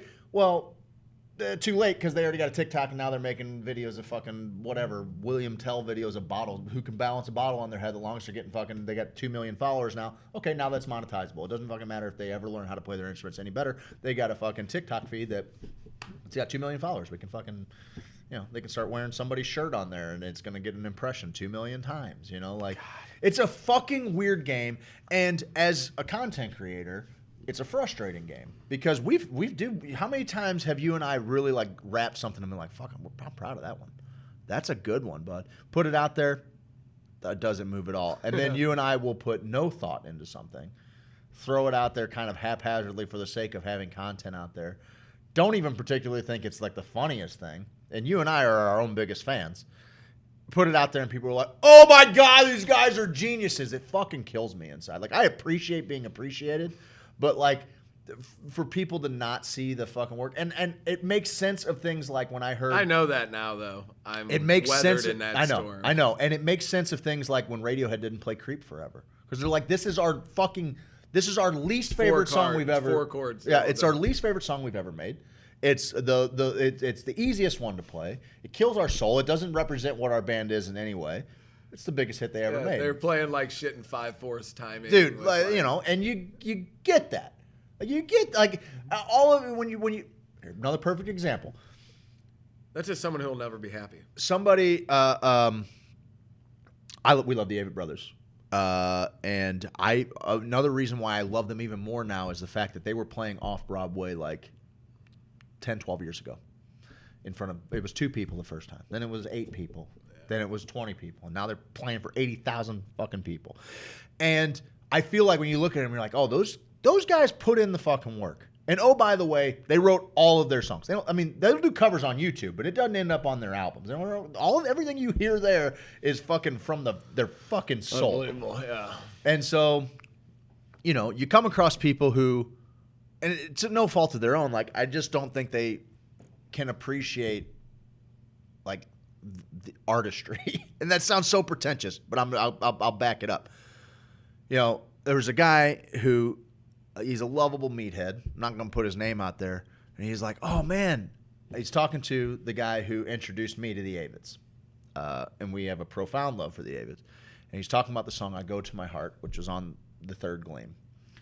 And he goes, man, you know, this guy says to him, he's like, you know, I was giving that another listen. He's like, you know, and I try to get into the Avid Brothers. He's like, and I listened to I Go to My Heart. And I just thought, man, wow, what a great song. I can only imagine how many downloads and hits it would have on YouTube if, like, Brad Paisley did it. Now, it's unfortunate that he said Brad Paisley because he's one of, like, the mainstream country artists who I absolutely love. But I understand, like, but it's also, like, soul-killing that was his observation because he's right. He's technically right. If Brad did it, it would probably have 15 million views instead of the fucking 40,000 it has on YouTube now. And it's like, but you're missing the fucking point. Like, Scott probably got in an argument with his fucking wife. He went down to a basement. He picked up his guitar and he's like, I got to get this out because I fucked up and I got to figure out how to not be mad at the thing I love the most. And I got to go to my heart. And he writes this fucking thing. And there are people who make a fucking obscene living just writing songs, especially in Nashville. Jesus Christ. Mm-hmm. I think there's a documentary on Netflix that talks to like these the artists behind the songs. Like it's amazing how, and there's a formula and they write it and they're like, okay, here's the chords. I don't have the best voice. Put it together. Take this from over here. Take this from over here. Hey, produce this together. Give it to Taylor's people. Taylor fucking does it. 122 million views on YouTube. Fuck you, pay me. Taylor Swift does a lot of her nobody. own I know. I'm just whatever. Use whoever you want there. Fucking Billie Eilish. I don't give a fuck that she does her own shit too. Carrie Underwood. Who knows? Who cares? Who fucking cares? Who cares? You know who did better than? You know who did Taylor Swift's music better than her? Ryan Adams. Sorry about it. It's what happens. It's what happens when you got somebody who's good. So whatever. Hot take. It's a hot take. I think the point is like there is a gap in artistry, and also for the consumers, the digital age has kind of allowed us to believe that we are entitled to art at no cost, right? And so that's how we've allowed big companies, again, like Spotify now, to give artists fucking pittance on their fucking art at the cost of offering it to us for free or for $5 a month if we don't want ads, right? But it's our consumption of it. It's our expecting to hear it fucking for free that makes that possible. And I'm as guilty as anybody. I think the other day I was like, you guys got to check out Stickmin. Stickmin's a great movie, bro. It's wicked mean. It's a wicked mean ass tits from oils. You gotta check it out, bro. Wicked mean, bro. Wicked. But you know, I'm like, oh well, here it's on YouTube. Like this is just easier for me to send this link than to fucking send you to whatever service you have to pay $2.99 to watch it. And now, like as being a content creator, I'm like, all right, like I get it. I get it. Yeah. You know, like I understand. I understand why it sucks.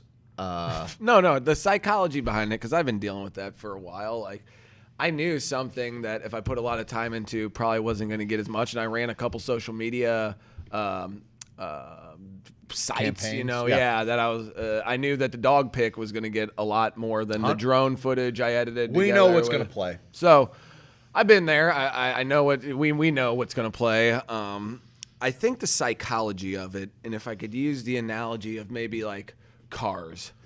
When I was a kid, I thought a Fiero was like the coolest thing ever. I thought my sons still see like a regular Mustang and they're like, whoa, dang, that is awesome. And the psychology of it there is, I know dick all about cars when my aunt had a Fiero. And it was like, you know, my dad's like, they're fucking like... Yeah, pretty cheap. Yeah, not the greatest car. Not out of the realm of possibility. You want a Fiero? I'll get you a Fiero, but I'll buy you one for your birthday. Fuck, whatever. It's a Fiero. And in my head, I was like, oh, fuck, dude, man. My neighbor had a Chrysler LeBaron. He was the richest man in the world because it was a convertible. God damn, he had so much money. He had to be the fucking richest human being I'd ever seen. What are you doing living on our block? Get out of here, bud. Yeah, go away. Are you insane? Living on an island, bud. Come on, pal. So that's the way I kind of look at it with the content creation, or even, like bits of comedy and stuff, or how hard it is to do videos and all that stuff, is that sometimes when you get so close to it, you have a different perspective of it. When you start working on cars and oh, well, shit, this old muscle car, this old 442 doesn't look like the best thing. Because when I was a kid, I did not get the appeal of some muscle cars. Yeah. I was just like, that's a big steel, it's just kind of big and doesn't have the vet line or the Ferrari edges or didn't look like a Lamborghini. I just didn't get it. Once I started to learn a little more, I'm like, oh, that thing's a fucking sweet piece of machinery, baby. Like, listen to it and feel it and know the story of it and all the people who had it in the 70s that were running for pinks, There's a whole history there. So you get to know more about it. When you do online content, you know what it is. And it's like losing your soul or selling out in anything. We talk about it all the time kind of with the cannabis thing. It's like, we know what would work, really, but everything we do, we try to have some sort of point behind it where we're hopefully spreading some information, but also trying to make you laugh at the same time. So it's always this dance of like, if I can just be the guy who makes you laugh on a day when you're like, my day is shitty as shit. My day's shitty as shit. And then I saw him, he was fucking dancing around and hitting the drums. And yeah, man, talking fucking Kiwi. And I was like, that's the whole point of it.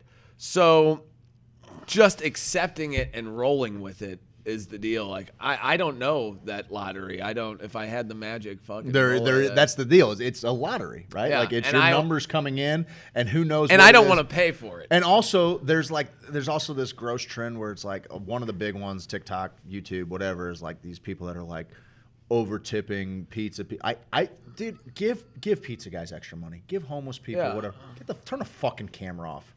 Turn the fucking camera off. You're not doing, because they're not doing it for kindness. They're not doing it for compassion. They're doing it because they're making more money at it than they're giving away. Well, no doubt. That's Mr. Beast does that. That's his whole deal. That's his whole shtick. And good for him, I guess. If you're gonna be the first at something, fine. But it's like, but his whole deal is like not just that. It's also, I'm gonna blow up $500,000 worth of fireworks. Here's a $500,000 fireworks display. But also, I know my kids will be juiced like this. Mr. Beast gave a waitress $1,000 and that tip. is cool, man. And I'm that is cool. Okay, that's cool. Make that cool. Make that cool to my kids. I guess so. I guess so. But it's also like, but let my kids know that at first. Like, I think they have to go through the process of saying, I gave. I'm fucking great, right, guys? And everybody goes, you're great, good job. And then they go home and they're like, well, I don't feel it any different. Yeah, I don't feel like I did that. I feel great when I actually did it and no one knew. Now that everyone knows, I don't feel substantially different now that everyone knows I did that. So let them figure out that down the line, you're Jack Buck and you're like, hey, you're the bag boy. Grease the fucking bag there you boy, go, buddy. There you go. Have a good $200. Having $200 bills. And a bag boy's like, oh, fuck, this is going to change my month for my family. Be that fucking guy. And I think when you make that cool, if you do when it you're enough, young, I agree. You're going to have more people doing it. You're going to have more people eventually. Because I thought that was kind of sick too. Because he was giving away a McLaren. He's like, if we get to 100 million views on this video, I'll give away a McLaren. And I'm like, well, I know the price of 100 million views for this guy's YouTube video now. Well, straight up, I heard David Dobrik tell me that if he put 5 in-feed Instagram posts, 3 stories, and 2 mentions in a YouTube video, his company would charge $118,000. So all of you motherfuckers scrolling underneath us right now, you better fucking know what the value is. Man, you better know the fucking value. Oh, when my kids see a Tesla, they go ape shit. My kids too. Sure. My kids too. Like a cool and they should. one. Good morning, garglers. The best content looks like a bucket of spunk poured down my eager robot gullet. There is a market for 24/7 come talk you guy are going to own before you know it. Keep up the good work. It's a job. A nice love job. Ooh, squirt. A love job, Graham? Come on, buddy. I do like there's a market for 24/7 come talk. You guys are going to own before you know it. I don't know. I love what we've done with the community. I can't wait till we can it's start all the value. hanging It's out with all them more. the value, and I miss live events. And also, so that was another thing that like kind of got us to that. Was I was talking about how, you know, what we do digitally doesn't make a ton, and that's okay. Not yet. Yeah, that's fine. Also, you know, like there is, I think you know. There's probably, I don't ever want to lose what we do. Like that's, doing it on our terms is probably our biggest fucking obstacle. I will forever do it on my terms. I will always do it on my terms. And that's our biggest obstacle of being, the difference of being us or fucking Mr. Beast. Is like, I don't want to be a fucking. I think he is that guy though, genuinely. The guy has fucking dick all for personality. God, Okay, love him. fine. That's fine. It's fine. Yeah. You know, I just want to do it on my terms. And I understand I that did it my way. You know, whatever. Are we going to sing a song today? Yes, we are. What are we going to sing today? I don't know. What do you want to sing? I'll find something for us. Why don't you Want to talk about our sponsors? Why don't you I got a lot of stuff to prepare for today. I got a lot of stuff to do. So Me too. We got It's okay. I kind of mailed it. He mailed it way in. He fucking wrote something on loose leaf paper with a fucking dry erase marker and fucking. He's like, oh, this is the fucking deal. Why? Okay. Guys, I've really had fun. I know it's probably hard for you to tune in and listen to me bitch for 3 hours, so I try not to do that too much. No. But hopefully in the first hour you got a nice little read on Representative Dogan's proposed legislation. That was good. And then in the second hour, I don't know, what do we talk about? How dirty schmears are? Oh, that was a third hour after the dead air. Sorry about the dead air, guys. We were pooping. We were pooping. Oh, we just had dead air when both of us were gone? Yes, that's right. I was screaming dead air because I thought you were in here screaming. No, well, I was eventually. Hilarious. I was in the shitter next door, and I'm like, Steve, we were pooping. We're coming back. We're fucking coming back. We're dead air. We got to fucking coming back, bud. I was just going, what? You know what we need to do? We need to keep a laptop in one of the shitters so we can go on remote desktop. Or go live, that's fine too. But I was thinking we just go remote desktop so that way we can, you know, go into something else. Okay.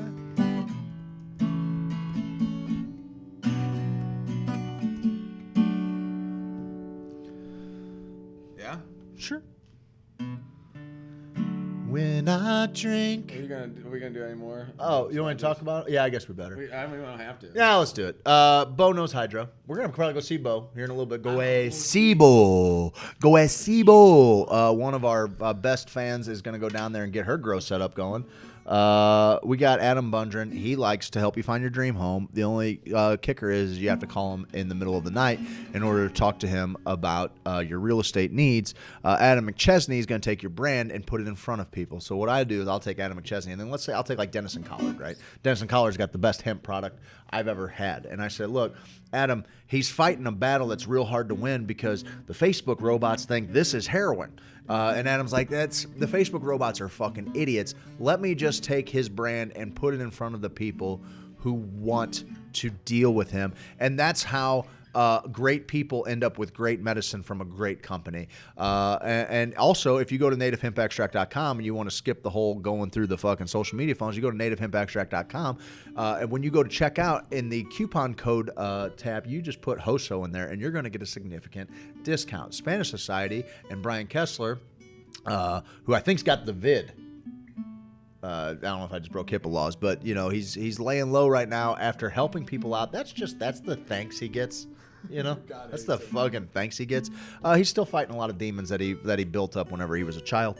Brian Kessler is one of the most giving human beings I know. And I mean, hell, his day job is he's saving people's lives, literally. So, you know, if you got a couple dollars to donate to the Vibe Tribe, it goes to family. Every time we got to $500 leading into the holiday, we helped a different family out. And he's just running all over St. Louis, helping folks out. He's one of my favorite human beings. They're doing great work. I'm leaving somebody out. Oh, yeah, it's the guy that keeps adding fucking instruments into this fucking joint. His name is Jason Long. He owns Sweet Leaf Emporium in both Farmington and Festus. It is now the headquarters where we fight the war on drugs, and we are a voice of reason.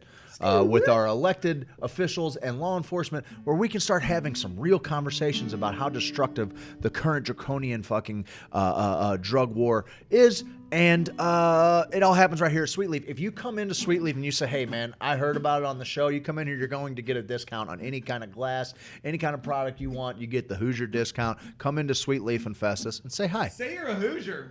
Say you're a... You got to stand up with me. Say it. I do? Yeah. Can't you? I mean, it feels weird. I guess I can. sit What's down. the... Can I... Sit down. Is there like... Can I just... Yeah, let's sit down. Okay. Can I capo up and just kind of give you some gentle strokes? Probably not. Yeah, you can. What capo on what fret now? 2. Okay. And just a regular capo.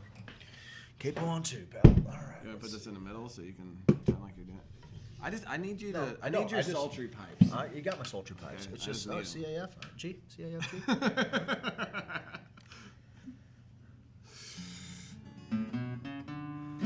Is that thing in tune?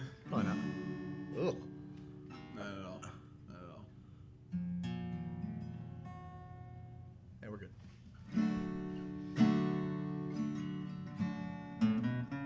No, this is in tune. That is not. I'm sure it's this one. I just need you here, Seth. Scott, are you Seth? I'll be Seth. I'm always Seth. When I drink, I say things I don't wanna say. I do things I don't wanna do.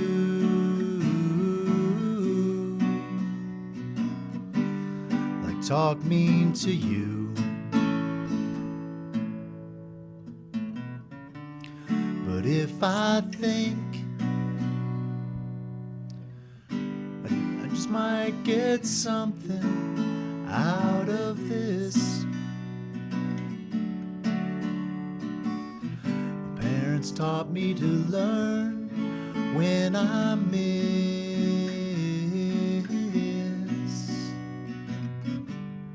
Just do your best.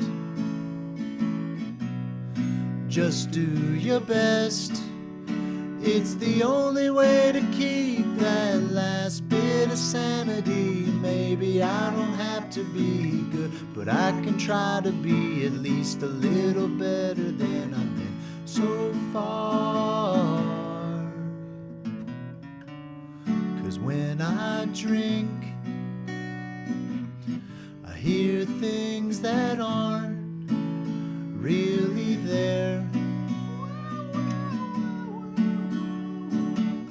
I feel things when I shouldn't really care. Have fist fights with the air, And I lose. but if I think about someone besides myself, I live through the silver and the bell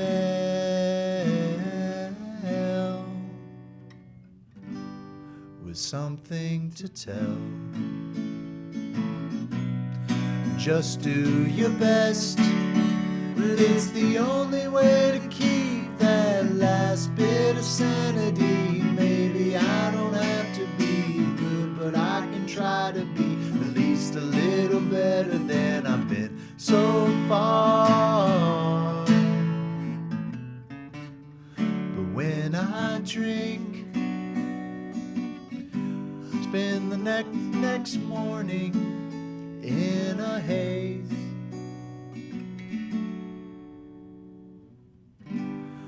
We only get so many days.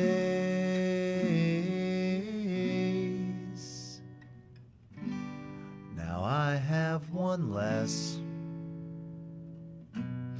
Just do your best. It's the only way to keep that last bit of sanity. Maybe I don't have to be good, but I can try to be at least a little better than I've been so far. Ooh, at least a little better than I've been